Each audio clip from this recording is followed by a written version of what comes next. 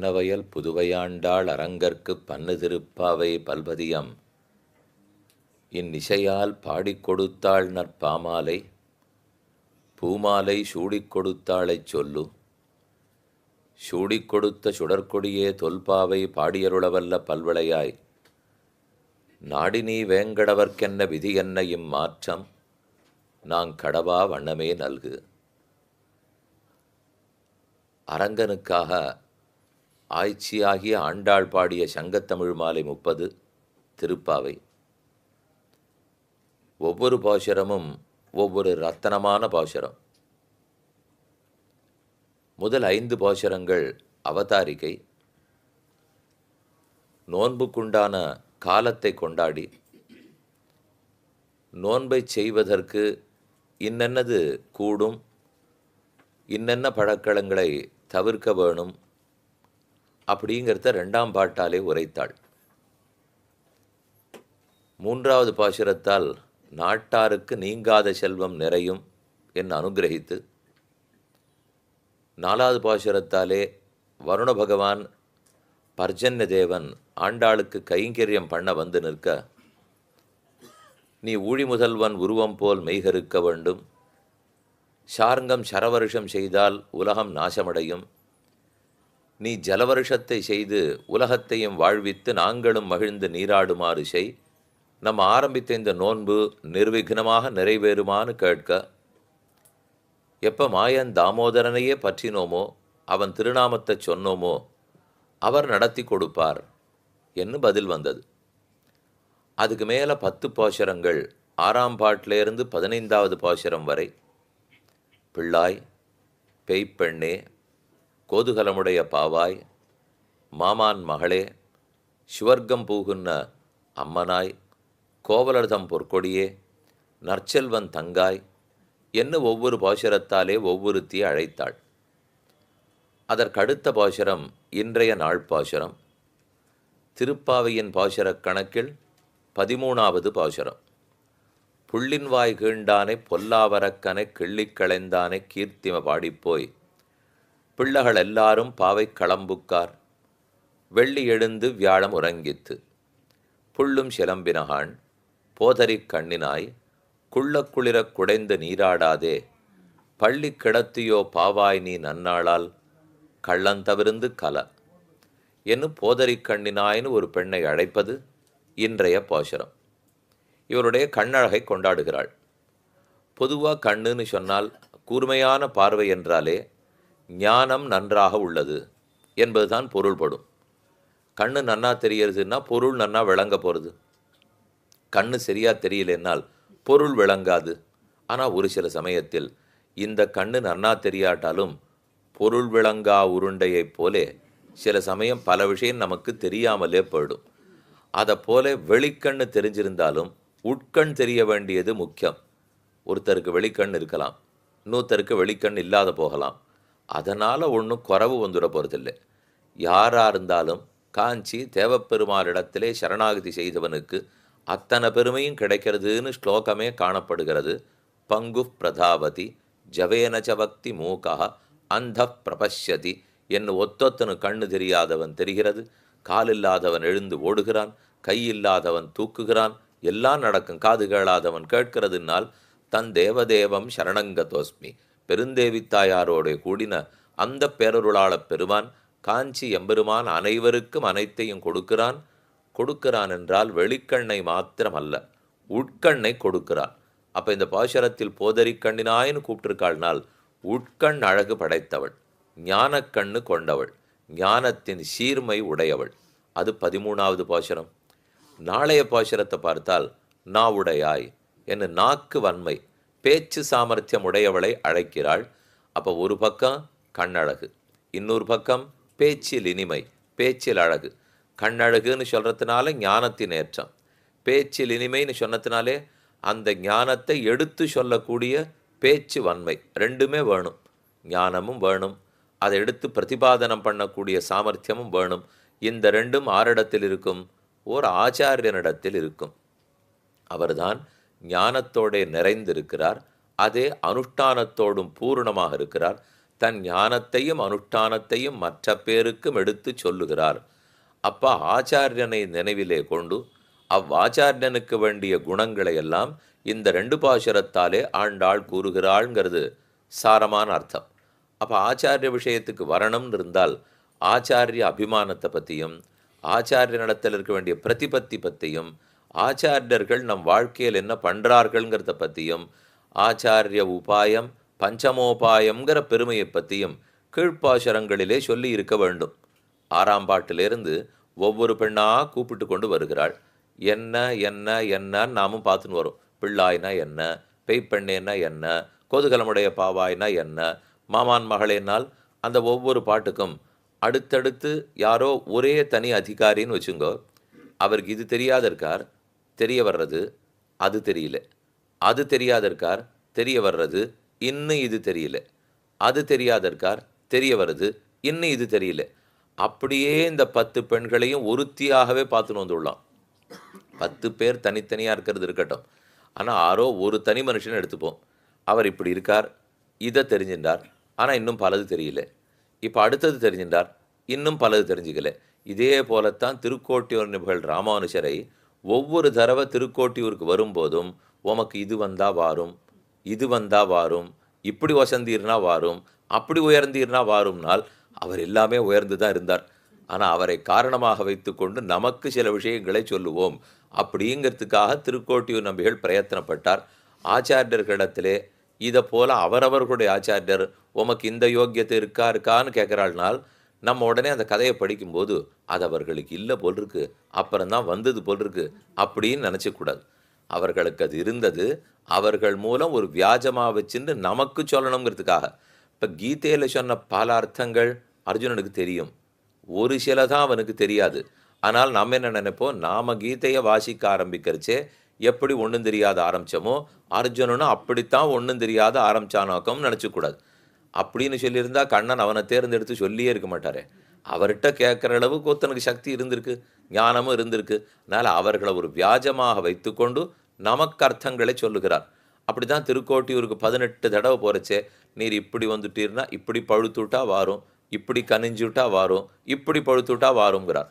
அதே போல் பிள்ளாய்னு சொன்னால் ஒரு காயின்னு வச்சுப்போம், அது பழுக்க ஆரம்பிக்கிறது. பெய்ப்பெண்ணே ஆறுது, அது பழுக்கிறது. கோதுகலமுடைய பாவை ஆகும், அது பழுக்கிறது. மாமான் மகள் ஆறுது, அது பழுக்கிறது. அவள் தான் சுவர்க்கம் பூகுன் நம்மனாயின்னு ஆறா, அவளும் பழுக்கிறாள். கோவலர்தம் பொற்கொடியானாள், அவளும் பழுக்கிறாள். நற்செல்வன் தங்கையானாள்னு வச்சுக்கணும். அப்போ அது வரைக்கும் அதை சொல்லிட்டு அதுக்கப்புறம் போதரி கண்ணினாயங்கிறதுனாலையும் நாவுடையாயங்கிறதுனாலையும் ஆச்சாரியனையே பற்றி சொல்லிவிடுகிறாள். ஆச்சாரியனுக்கு உண்டான ஞான வைசித்தி, அதே போல் அவருக்கு உண்டான வாக் சாதுரியம், அந்த 2 இந்த பாசுரத்தில் சொல்லப்பட்டதுனால் ஒரு சங்கதி, ஒரு அழகான சங்கதி ஏற்படும். பாசுரம் பார்ப்போம். புள்ளின் வாய் கிண்டானை பொல்லாவரக்கனை கிள்ளி கிளந்தானே கீர்த்திமை பாடிப்போய். இந்த பாட்டில் இப்போ ராமாவதாரத்தையும் சொல்லுகிறோம், கிருஷ்ணாவதாரத்தையும் சொல்லுகிறோம். என்னமோ கொஞ்சம் வம்பா எடுத்து எதிர்குரல் வந்துடுத்து. 12ஆம் பாட்டு முடிஞ்ச உடனே எல்லாரும் முணுமுணுன்னு ஆரம்பிச்சுட்டா, இது என்ன பாட்டு இப்படியா இருக்குது, இது ஒத்துக்க முடியாது போல் இருக்கே என்று சொல்ல கொஞ்சம் மாற்றினுட்டா ஆண்டாள். அடிக்கடி ஏதான ஆறான்னு ஒருத்தர் ஒரு பேட்டி கொடுத்துருவார், ஒரே சத்தமாக போடும், இல்லை இல்லை நான் அப்படி சொல்லவே இல்லை அப்படின்னு மாற்றி விடுறாளோ இல்லையோ. அதை போல இப்போ ஆண்டாள் மாற்றலை, அழகாகவே மாற்றி இருக்கிறாள். கீழ்ப்பாசுரத்தில் சினத்தினால் தென்னிலங்கை கோமானை செத்த மனத்துக்கினியான்னு பாடினாள். அந்த ஊர் இருக்கிறது வாழறது பிறந்ததே கண்ணனுக்காக. நம்ம அங்கே வந்து மனத்துக்கினியான்னு ராமனுக்கு பேர் கொடுத்தா எல்லாரும் சும்மா பார்த்துட்டு இருப்பாள. பாட்டு கண்ணனுக்குன்னு இருக்கிற ஊர், பெரியாழ்வார் ஊரோ ஆண்டாள் ஊரோ நம்மாழ்வார் ஊரோ கிருஷ்ணனுக்குன்னு தான் இருக்கும். இந்த பாசுரங்களில் சொல்லும்போது பெரியாழ்வார், திருமகளார் ஆண்டாள், நம்மாழ்வார் இவர்களெல்லாம் கிருஷ்ண திருஷ்ணா தத்துவம்னே இருப்பார்கள், கண்ணனுக்கென்னே பிறந்தவர்கள். இதே குலசேகராழ்வாருடைய திருவஞ்சிக்களத்தில் போயோ இல்லை அயோத்தியாவில் போயோ சித்திரக்கூடத்தில் போயோ நீங்கள் மனத்துக்கினியான்னு மொட்டை மாடியிலேருந்து கூட சொல்லுங்க, அது யாரும் ஒன்றும் தப்பு சொல்ல மாட்டா. ஆனால் கண்ணன் பிறந்திருக்கிற பிருந்தாவனத்தில் வந்து இங்கே வந்து மனத்துக்கினியான்னு சொன்னால் கொஞ்சம் எல்லார் மனசும் சிரமப்படுறது சுவாமி. ஏன் ராமன் அப்படி கொண்டாட மாட்டீங்களானால் கொண்டாடுவோம். சத்ரோ பிரக்யாத வீர்யஸ்ய ரஞ்சனீயஸ்ய விக்ரமை, சத்ருக்கள் கூட ராமனை கொண்டாடுவாளாம். இங்கே ஒன்றும் ஆண்டாளோ நம்மாழ்வாரோ சத்ரு இல்லை, இருந்தாலும் கொண்டாடி இருக்காளேனால் தம் பட்சத்தில் இல்லாதவர்களால் கூட அவர்களை ஈர்த்து நன்னா ஸ்தோத்திரம் வாங்கிடுவோர் ராமன். இவருக்கு அவர் தெரியும். ஆனால் கண்ணனுக்கு எப்படின்னால் தம் பட்சத்தில் இருக்கிறவாளே வச்சுட்டு போடுவா. இது இவருக்கு பரத்தியார் எதிரிகளாக இருந்தால் கூட கொண்டாடுவா. அது ராமனை. இவரோட கூட இருக்கிறவர்களே ஒத்துக்கலையே. அது இப்போ இந்த பட்சம் பார்த்தாலும் நம்ம ஏதோ பார்த்தா மேலோட்டமாக ஆனந்தமான அவதாரம், சந்தோஷமாக இருப்பார், வேடிக்கையாக இருப்பார், சிரிச்சுட்டு இருப்பார்னு சொல்லியிருக்குமே தவிர யார் இப்போ ராமன் ராமன்னு கெட்டியாக இருந்திருக்கா? அவருக்குன்னு இருந்தார்களான்னா ஒரு பரதனானா விடமாட்டேங்கிறான், லக்ஷ்மணனானா கூடத்தான் இருப்பேங்கிறான். யாரோ வந்த குஹன், எங்கிருந்தோ வந்த சுக்ரீவன், பிரித்த பாப்பினுடைய தம்பி விபீஷணன், இனிமே பாக்கி இல்லை. அத்தனை பேர் ராமன் ராமன் ராமன். அயோத்தியா வாசிகள் முழுக்க ராமன் ராமன். யாரான அயோத்தியில் ஒரு அசுரன் ராட்சசன் கிட்டக்க நெருங்க முடியுமா? வந்ததா சரித்திரமே இல்லை.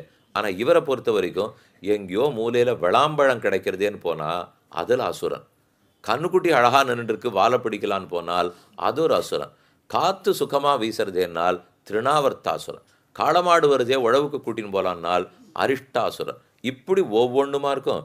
குழந்தை தூங்கிட்டு இருக்கிறச்சே பால் குடிக்க போனால் பூத்தனா. சரி, தூங்குற குழந்தைக்கு கிளுகிழுப்ப வைப்போன்னு வண்டி சக்கரத்தை வச்சா சகடாசுரன். இப்போ என்னான்னு காண. இப்போ ஆழ்வார்கள் அத்தனை பேருக்கும் கண்ணனிடத்தில் ஏன் பரிவுனால் எது எந்த நிமிஷம் வரும்னே தெரியலையே. ஆனால் ராமனுக்கு அப்படி இல்லை. இப்போ தம்பியுடையான் படை கஞ்சான், 3 தம்பி, ஒவ்வொரு தம்பியும் ஒரு இராணுவம், ஒன்றும் குறவே இல்லை. ஆனால் அவருது இவருக்கு முதல்ல தம்பியும் இல்லை, இவர் தான் தம்பி. சரி, இவர் கூட இருக்கிற பலராமன் இருக்காரு, அதனால் அவர் ஒரு படையாக இருந்து பார்ப்பறோன்னால் இருப்பார்.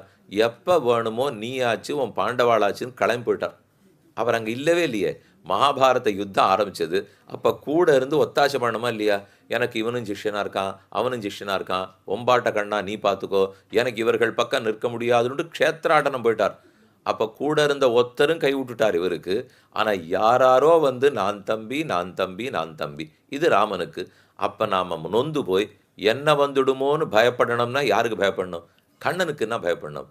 இந்த ஊரில் போய் மனத்துக்கினியான் ஆண்டாளியான் பாட வேண்டும் என்று நினைத்து உள்ளே கிடக்கிற பெண்ணுக்கு துணுக்குன்னு இருந்துதான். இப்படி போய் வெளியில் இருக்கிறவா சொல்லி கூப்பிடுறாளே, சினத்தினால் தென்னிலங்கை கோமானை செத்த மனத்துக்கினியான். யார்கிட்ட பேசின்னு இருக்கமோ அவள் முக ஜாடையை பார்த்துட்டே இருக்கணும். அவள் எப்படி சிரிக்கிறாளுங்கிறத வச்சு ஓஹோ நம்ம சொன்னது ஏதோ ஏற்கலை போல் இருக்கு அப்படிங்கிறதுக்காக ஒன்று இன்னொரு தரம் சொல்லணும், திரும்பி முகத்தை பார்க்கணும். அப்பவும் ஏற்கலைன்னால் விஷயத்தையே மாற்றிடணும். இவ்வளவு தான் வழி. ஆண்டாளுக்கு அது நல்லா தெரிஞ்சு போச்சு. இருந்தாலும் ராமனை விட்டு கொடுக்க மனசில்லை. என்ன புலவனுக்குன்னு ஒரு சுவாதந்திரியம் இருக்கும் இல்லையோ, இவர் பாடுறதுக்கு வந்துட்டார். ராமன் மனத்துக்கினியான்பது உண்மை, அதை விட மனசு வரல. சரி, நாம் பண்ண தப்பு 12ஆம் பாட்டில் ராமனை மட்டும் பாடிட்டோம். இப்போ ஒன்று செய்வோம், ராமனையும் பாட வந்தோம், கண்ணனையும் பாட வந்தோம். ரெண்டையும் கொஞ்சம் சேர்த்துண்டால் உங்களுக்கு சமாதானம் எங்களுக்கு சமாதானம்னு அர்த்தம். உங்களுக்காக கண்ணனை பாடிவிட்டேன், எனக்கு விட மனசில்லை, நான் ராமனை பாடிவிட்டேன். புள்ளின் வாய் கீண்டானை பொல்லா வரக்கனை கிள்ளி கிளைந்தானை. புள்ளின் வாய் கீண்டானா பகாசுர வதம் பண்ணின கண்ணன். புள்ளுங்கிறது பறவை, புள்ளின் வாய் கீண்டான், பகாசுரனை முடித்தான் அந்த கண்ணனை. பொல்லாவரக்கனை கிள்ளி கிளைந்தானை. பொல்லாவரக்கன் ராவணன், அவனை கிள்ளி கிளைந்த ராமன். இப்போ கிருஷ்ணாவதாரம் ராமாவதாரம் ரெண்டும் சேர்த்தாயிடுது. இந்த வரிசையை பார்த்தாலே தெரியும், ராமாவதாரம் தானே முன்னாடி, கிருஷ்ணாவதாரம் தானே அப்புறம். அப்போ பாட்டு எப்படி இருக்கணும்? பொல்லாவரக்கனை கிள்ளி கிளைந்தானே புள்ளின் வாய் கீண்டானேன்னு தானே இருக்கணும். ஆனால் ஏன் புள்ளின் வாய் கீண்டானேன்னு இருக்குன்னால் முதல்ல ஆக்ஷேபித்தவளுக்கு சமாதானத்தை முடிச்சுடுவோம். அவள் ஏன் கண்ணன் இல்லைன்னு கேட்டா அடுத்த பாட்டில் கண்ணனை சொல்லியாச்சு. உனக்கு திருப்தியா? அவள் மூச்சு விட்ட உடனே அதுக்குன்னு நான் ஆரம்பிச்சதை விடுறதா இல்லை. பொல்லாவரக்கனை கிள்ளி கிளைந்தானே என்று மறுபடியும் ராமனை கூறினார். கீர்த்திமை பாடிப்போய் இந்த கண்ணனையும் ராமனையும் கீர்த்தி பாட போக ஊரெங்கும் போக வேண்டும். எண்டிசையும் அரிய இயம்புகேன் ஒண்டமிழ் சடகோபன் அருளையே. மதுர்கவியாழ்வார் தங்கள் நம்மாழ்வாருடைய பெருமையை உலகம் முழுக்க பறைசாற்றப் போகிறேன் என்றார், செய்தார். ஆழ்வார் திருநகரிலிருந்து புறப்பட்டு மதுரமாநகரத்தை அடைந்து சங்கப்பலகையில் ஆழ்வாருடைய பாசுரங்களை ஏற்றி திக்கெட்டும் பரவும்படிக்கு இன்னைக்கு ஏற்படுத்தினார். இத்தனை நாள் தீர்த்த கோஷ்டி ஆகி எல்லாரும் திருத்துழா வாங்கியிருப்பா. காலையில் ஆழ்வார் திருவடியை தொழுது ரொம்ப பெரிய சாத்து முறையெல்லாம் நடந்து அந்த திருத்துழாயை மொத்த பக்தர்களும் ஸ்ரீரங்கத்தில் ஆயிரக்கால் மண்டபத்தில் நின்று பெற்றுக்கொள்வார்கள். அப்போ அது ஆழ்வாருடைய பாசுரங்கள் எங்கும் பரந்தனாங்கிறதுக்கு தான் அர்த்தம். இப்போ பொல்லாவரக்கனை கிள்ளி கிளைந்தானை கீர்த்திமை பாடிப்போய் அவனை பற்றி கீர்த்தி பாட போக வேண்டும். அதற்கு பிள்ளைகள் எல்லாரும் பாவை களம்புக்கார். இந்த ஊரில் இருக்கிற மொத்த பெண்களும் நோன்பு நோக்கிறதுக்கு சங்கேத ஸ்தலம் பாவைக்களம்னு சொன்னால் இந்த இடத்துல உட்காந்து நோன்பு நோக்க போகிறோம்னு ஏற்படுத்தியிருக்கலாம். அந்த பாவைக்களத்துக்கு வந்தா எடுத்துனால் எல்லாரும் வந்தாச்சு, சுவாமி இன்னும் வரலையா, உபன்யாசகர் இன்னும் காணமே, கேட்குறவாள்லாம் வந்துட்டாளேங்கிறாளோ இல்லையோ. அதை போலத்தான் இது பாவைக்களம் புக்கார். சரி, உள்ளே இருக்கிறவ மறுபடியும் பிடிச்சுனுட்டா, விடிந்தமை கடையாளம் இருக்கா, சுவாமி ஒரு 4 பாட்டா இதை பற்றி இல்லாத இருந்தது என்னால் இப்போ திரும்பி வந்துடுத்து.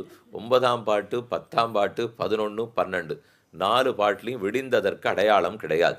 இப்போ மறுபடியும் விடுந்தமைக்கு அடையாளம் அடுத்து இருக்கிற 15லையும் கிடையாது. இப்போ 13ஆம் பாட்டு 14ஆம் பாட்டில் உள்ளது. அதில் சொல்றது, வெள்ளி எழுந்து வியாழம் உறங்கித்து. வெள்ளி எழுந்ததே சுக்கிரன் உதித்து விட்டார். வியாழம் உறங்கித்து குரு பகவான் தலை சாய்ந்து விட்டார். வெள்ளி எழுந்து வியாழன் உறங்கித்து புள்ளும் சிலம்பினகான். மறுபடியும் ஒரு அடையாளம். இப்போ பறவைகள்லாம் சத்தம் போடுறதே என்ன, உள்ளே இருக்கிறவளுக்கு வெள்ளி எழுந்து வியாழன் உறங்கினதெல்லாம் பெருசாக புரியல போல் இருக்கு. அதெல்லாம் அடையாளம் இல்லை. வேறு அடையாளம் இருந்தால் சொல்லுங்கோள். பறவை சத்தம் போடுறது என்னால் 6ஆம் பாட்டிலையும் பறவை சத்தம் போட்டது, 13ஆம் பாட்டிலையும் மீண்டும் சத்தம் போடுறது. 6ஆம் பாட்டும் புள்ளும் சிலம்பினகான், 13ஆம் பாட்டும் புள்ளும் சிலம்பினகான். 6ஆம் பாட்டு பெண்ணை எழுப்ப போகிறச்சே 3:45 வச்சுங்க.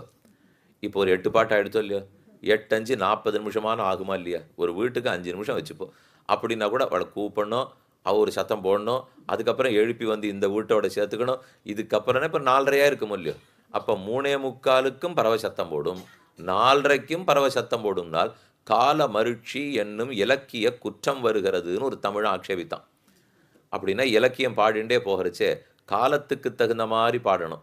3:45க்கு பறவை சத்தம்னா 4:30க்கும் போட்டுருந்ததுனால் அப்போ கோழி கூவித்துன்னா எப்போ கூவித்து, அது கார்த்தால் 5:45 கூவித்து, ஒரு 9 தரம் ஒரு தரம் 9 மணிக்கு கூவித்து, 12 மணிக்கு ஒரு தரம் கூவித்துன்னா அது கோழி கூவுறதே இல்லை.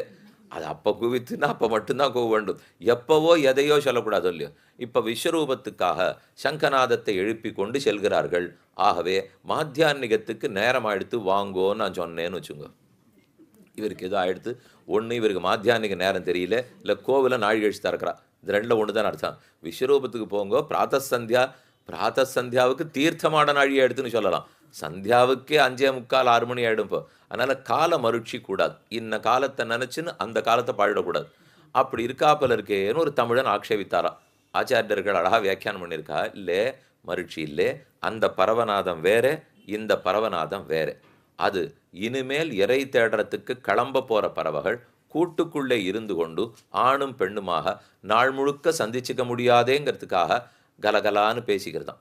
அது கார்த்தால 3:45க்கு கூப்பிட்டது இன்னும் பறக்கவே ஆரம்பிக்கல, கூட்டிலேருந்து பேசிக்கிறது. இப்போ 4:30க்கு பறக்க ஆரம்பிச்சாச்சு. பறக்கிற சமயத்துக்கு இறை தேடச்சே வழி தேடிண்டு ஒன்றுக்கு ஒன்று பேசிக்கிறதான். ஆனால் அந்த பக்ஷிநாதம் வேற, இந்த பக்ஷிநாதம் வேற. புள்ளும் சிலம்பினகாள் போதரி கண்ணினாய். போது அரி கண்ணினாய். போது சஞ்சரிக்கிற, அரி மான், கண்ணினாய் அந்த மான் போன்ற கண்ணழகு உடையவளே. சஞ்சரிக்கிற மானின் கண்ணழகை ஜெயிக்கும் கண்ணழகு கொண்டவளே. போது அரி கண்ணினாய். இந்த இடத்துல அரிங்கிறத மான்னு வச்சுங்க. போதுன்னா போதுகிற, சஞ்சரிக்கிறான்னு அர்த்தம். அங்கங்கே திரிந்து கொண்டு இருக்கல. இது ஒரு பொருள்.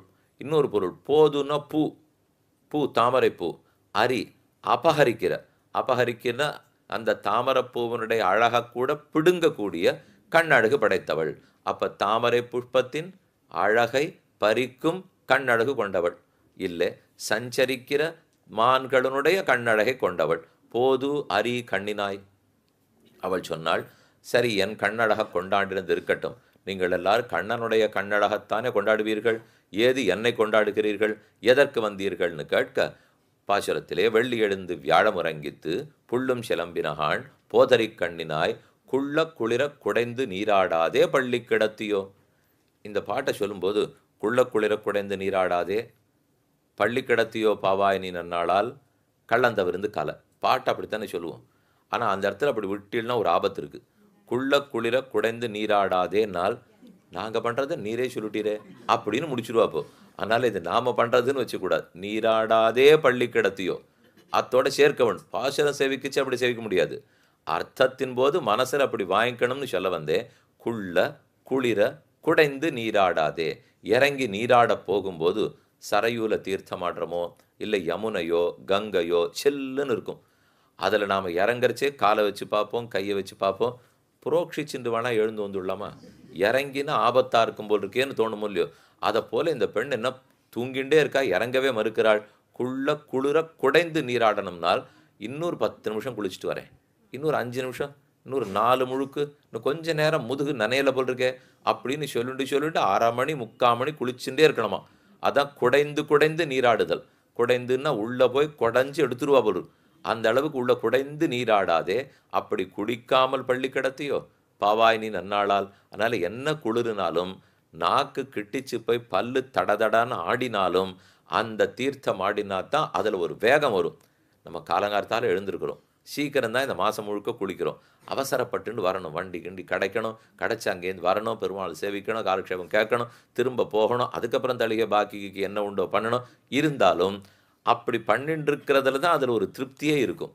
அதை நாம் விட்டுட்டு 1ஆம் தேதி அன்றைக்கி வரட்டும், மாத பிறப்பு இந்த தடவை ஏதோ கார்த்தாலுன்னு விட்டால் சரியாக போச்சு, அது எங்கேயோ 1:30 மணிக்குன்னுவா. 1:30 மணிக்குன்னா பொங்கப்பானை எப்போ வைக்கணும்னா அது மெதுவாக வச்சுக்கலாம், அவசரம் இல்லைன்னு பஞ்சாங்கத்தில் போட்டுவிடுவா. அப்போ என்ன தான் பண்ணுறது அன்றைக்கி கார்த்தால?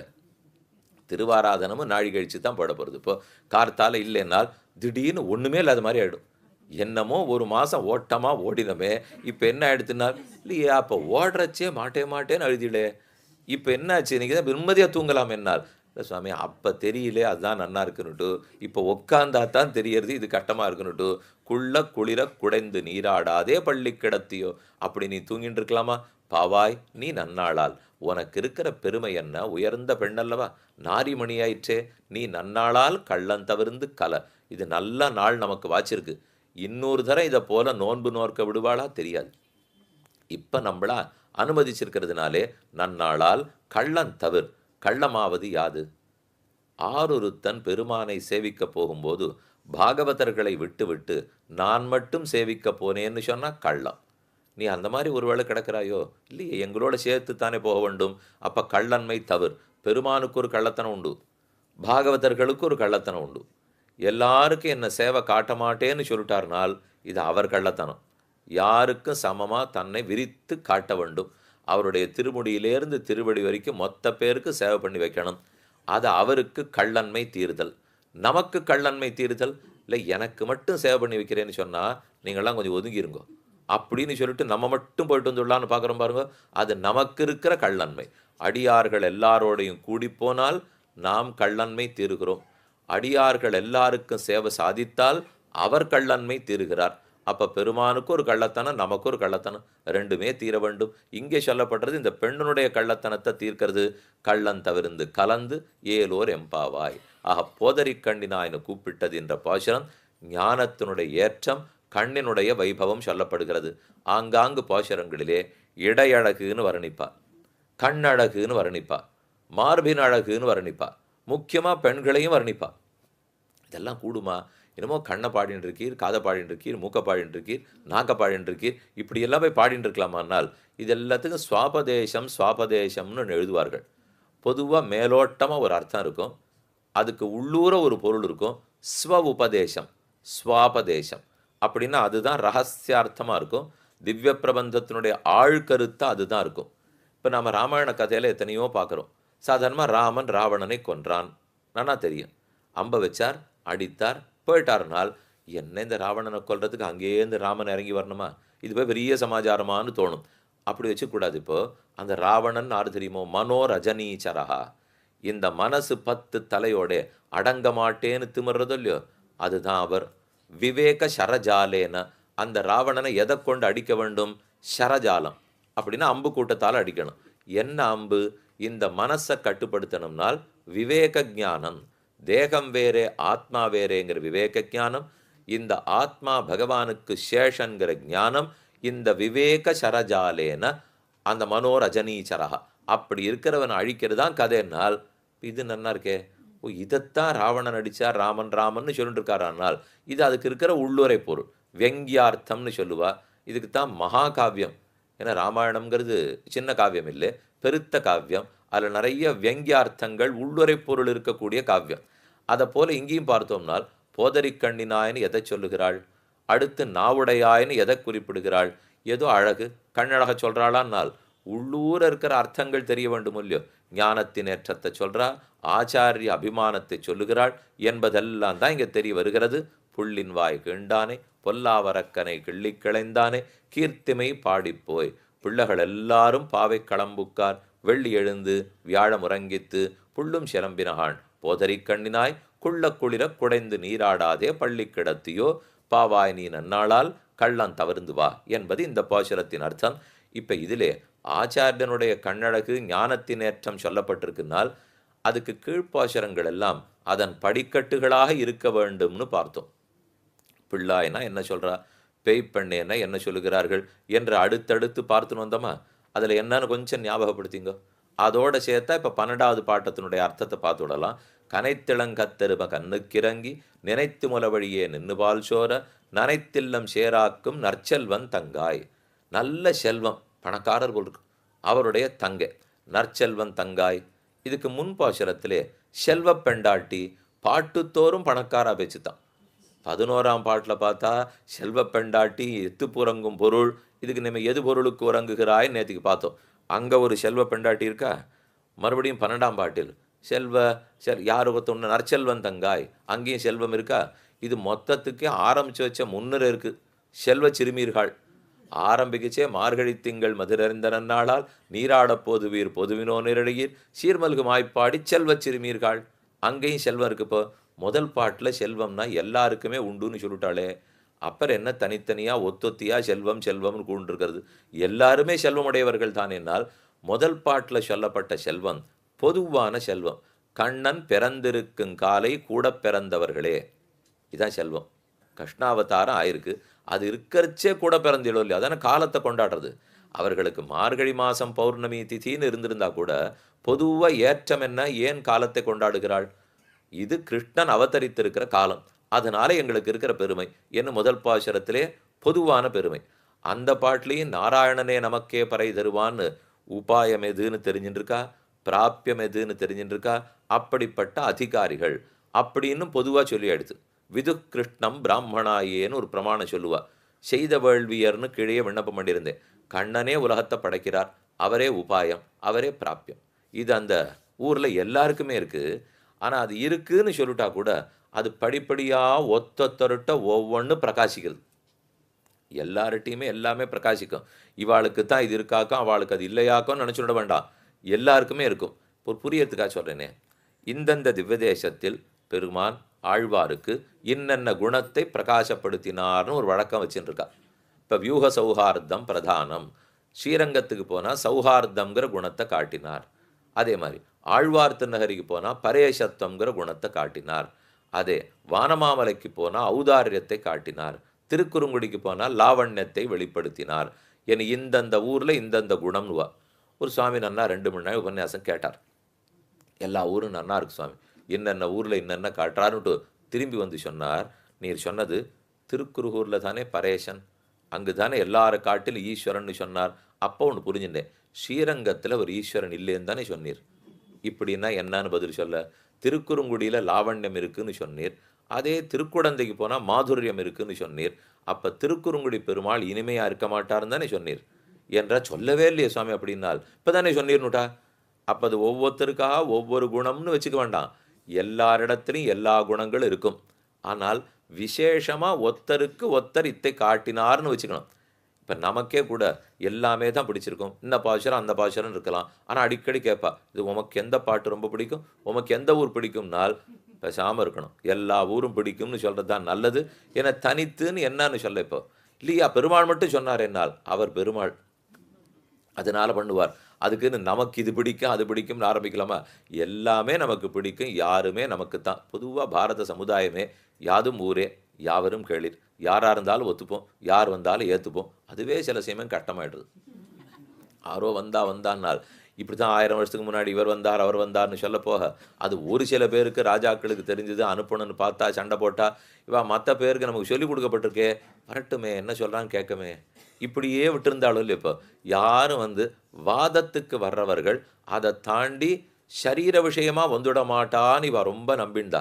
ஏன்னா இவர்களுக்கு எல்லாமே வாதத்தோடு இருக்கும், கொள்கை அளவில் இருக்கும். அதுக்கு கொள்கையை எத்தனை நேரம் வாதம் பண்ணணுமோ பண்ணி அதை ஒத்துண்டா தான் அப்புறம் சரி தப்புன்னுவா. அது முடிவுக்கு வர்ற வரைக்கும் சண்டையும் போட மாட்டா. வாதத்தில் சண்டை போட்டே பழக்கமா இவா திடீர்னு 1000 வருஷத்துக்கு முன்னாடி இந்த கொள்கைக்கே மாறுபட்டு வாதமாவது ஒன்றாவது எடுத்தா சண்டை. அப்படின்னு வந்த உடனே தான் இவாளுக்கு சட்டுன்னு எல்லாரையும் ஒத்துக்கணுமே, எல்லாரும் நல்லவாளாச்சே.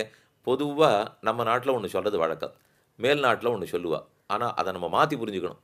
ஏன் சொல்ல வரேன், மேலை நாடுகள்லாம் ஒருத்தரை குற்றவாளின்னு சொன்னால் அது அரசாங்கம் உன்னை குற்றவாளின்னு நிரூபிக்கிற வரைக்கும் நீ நிரபராதி. இதுதான் அவள் வச்சுருக்கிறது. ஆனால் நம்ம நாட்டில் பார்த்தீங்கன்னு வச்சுங்க, ஒருத்தரை குற்றவாளின்னு சொல்லிவிட்டா நான் குற்றவாளி இல்லைன்னு நம்ம நிரூபிக்கிற வரைக்கும் நான் குற்றவாளி. இதுதான் வித்தியாசம். நீ குற்றவாளின்னு நிரூபிக்கணும் அரசாங்கம், அது வரைக்கும் நீ நிரபராதி. இது வெளிநாட்டில் வச்சுருக்கா. ஆனால் நம்ம நாட்டில் ஏதான ஒருத்தரை பற்றி ஒன்று சொல்லிட்டா கூட அன்றிலிருந்தே குற்றவாளி அப்படின்னு எல்லாரும் சுற்றி சுற்றி வருது. அப்போ யார் இல்லைன்னு சொல்லணும்னா நீ நல்லவன் நிரூபிச்சுக்கோ. நீ நல்லவன் நிரூபிக்காத வரைக்கும் நீ கெட்டவன். ஆனால் அவர்கள் சொல்கிறது நீ கெட்டவன்னு நிரூபிக்காத வரைக்கும் நான் நல்லவன். ஆனால் நம்ம கொள்கை தான் உண்மையில் அது. நமக்கு என்னைக்கா இருந்தாலும் நம்ம சுபதஸ்தை ஸ்தாபிக்கணும். உன் மதத்தில் என்னென்ன குறைபாடுகள் இருக்குங்கிறத மெதுவாக எடுத்து சொல்லணும். பூர்வபக்ஷத்தை முழுக்க சொல்லணும். அப்புறம்தான் சித்தாந்தத்தை சொல்லணும். எனக்கு பூர்வபக்ஷம் தெரியாது, என்னது தான் சித்தாந்தம்னு சொல்லவே மாட்டாய்வா. ராமானுஜ பாஷ்யத்தை நீங்கள் வாசித்து பார்த்தீங்கன்னால் நிறைய அத்வைத பாஷ்யம் என்ன சொல்கிறது, இது சொல்கிறது, அது சொல்கிறது, பௌத்தர் சொல்கிறது எல்லாம் எழுதுவார். திரும்ப திரும்ப திரும்ப அதை எழுதிட்டு இவருடைய பட்சம் கடைசி ஒரு பத்தி தான் இருக்கும். ஆனால் மற்ற பேருடைய பட்சம் 10 பக்கம் போகும். பிரம்மசூத்திரமே அப்படித்தான். இன்னார் இதை சொன்னார், இன்னார் இதை சொன்னார், இன்னார் இதை சொன்னார்னு போயிட்டே இருக்குமே. என்னால் இதனால தான் அந்த காலக்ஷேபமே கொஞ்சம் தலை சுத்தராப்பில் இருக்கும். ஒரு அதிகரணம்னு ஆரம்பித்தா அதுக்கு முதல்ல யார் பூர்வபக்ஷின்னே தெரியாது. அது தெரிஞ்சுக்கணும். ஒரு பூர்வபக்ஷி பேசுறதுக்குள்ளே இன்னொருத்தர் எழுந்திருந்து இல்லை இல்லை அதை நான் ஒத்துக்கலேன்னு இவர் ஆக்ஷேபிப்பார். இப்போ அவருக்கு பதில் சொல்லி முடிக்கிறதுக்குள்ளே இவருக்கு பதில் சொல்லி இதை இந்த இடத்துல மூடிவிட்டு இதுக்கப்புறம் மறுபடியும் அந்த பூர்வபக்ஷி கிட்ட வந்து அதை சொல்ல போகிறச்சே இங்கே ஒருத்தர் ஒரு ஆக்ஷேபிப்பார். அப்புறம் அதுக்கு பதில் சொல்லி மூடிவிட்டு இதுக்கப்புறம் மறுபடியும் பூர்வபக்ஷி கிட்ட வரணும். நீங்கள் இந்த கணிப்பொறி வச்சுன்னு வேலை பார்க்குற இடம் இல்லையோ, அப்போ ஏதானு ஒன்று தட்டுவோம். தட்டினா அது என்னென்னதுன்னு வலைத்தளத்துலேருந்து காட்டும். அதில் படிச்சுன்னு வரச்சே சிலதை மட்டும் நீல எழுத்தில் கொடுத்துருப்பா. கருப்பாக தான் இருந்துகிட்டே இருக்கும், நடுவில் நீளமாக இருக்கும். அது எதுக்குன்னா அதை தட்டி விட்டால் எங்கேயானு போயிடும். போயிட்டால் அதை படித்து முடிச்சுட்டா இது விட்டு போயிடும். விட்டு போயிட்டு அதை மூடிட்டு திரும்பி வரணும். இது கொஞ்ச நாள் கழித்து மூடாத இப்படியே திறந்து விட்டுருக்கோமா, கைபேசி மெதுவாக வேலை செய்ய ஆரம்பிச்சிடும், நகராது. அது உடனே சொல்லும் எல்லாத்தையும் கொஞ்சம் வெளியே தெரியா, நம்ம என்னென்னத்தையோ நீ திறந்து வச்சுருந்தியானா நான் எப்படி வேலை செய்வேன். இது இப்போ எப்படி தெரியறதோ அதிகரணம் போகிறச்சா அப்படியே தான் இருக்கும். இதை திறந்தா அதுக்கு போயிடும், அதை திறந்தா அதுக்கு போயிடும். அதை அப்பப்போ மூடின்னு திரும்பி வந்தால் தான் புரியும்.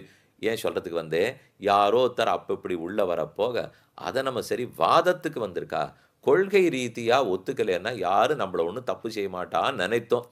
அதனால் அப்படி ஆயிடுதுன்னு வச்சுங்கப்போ.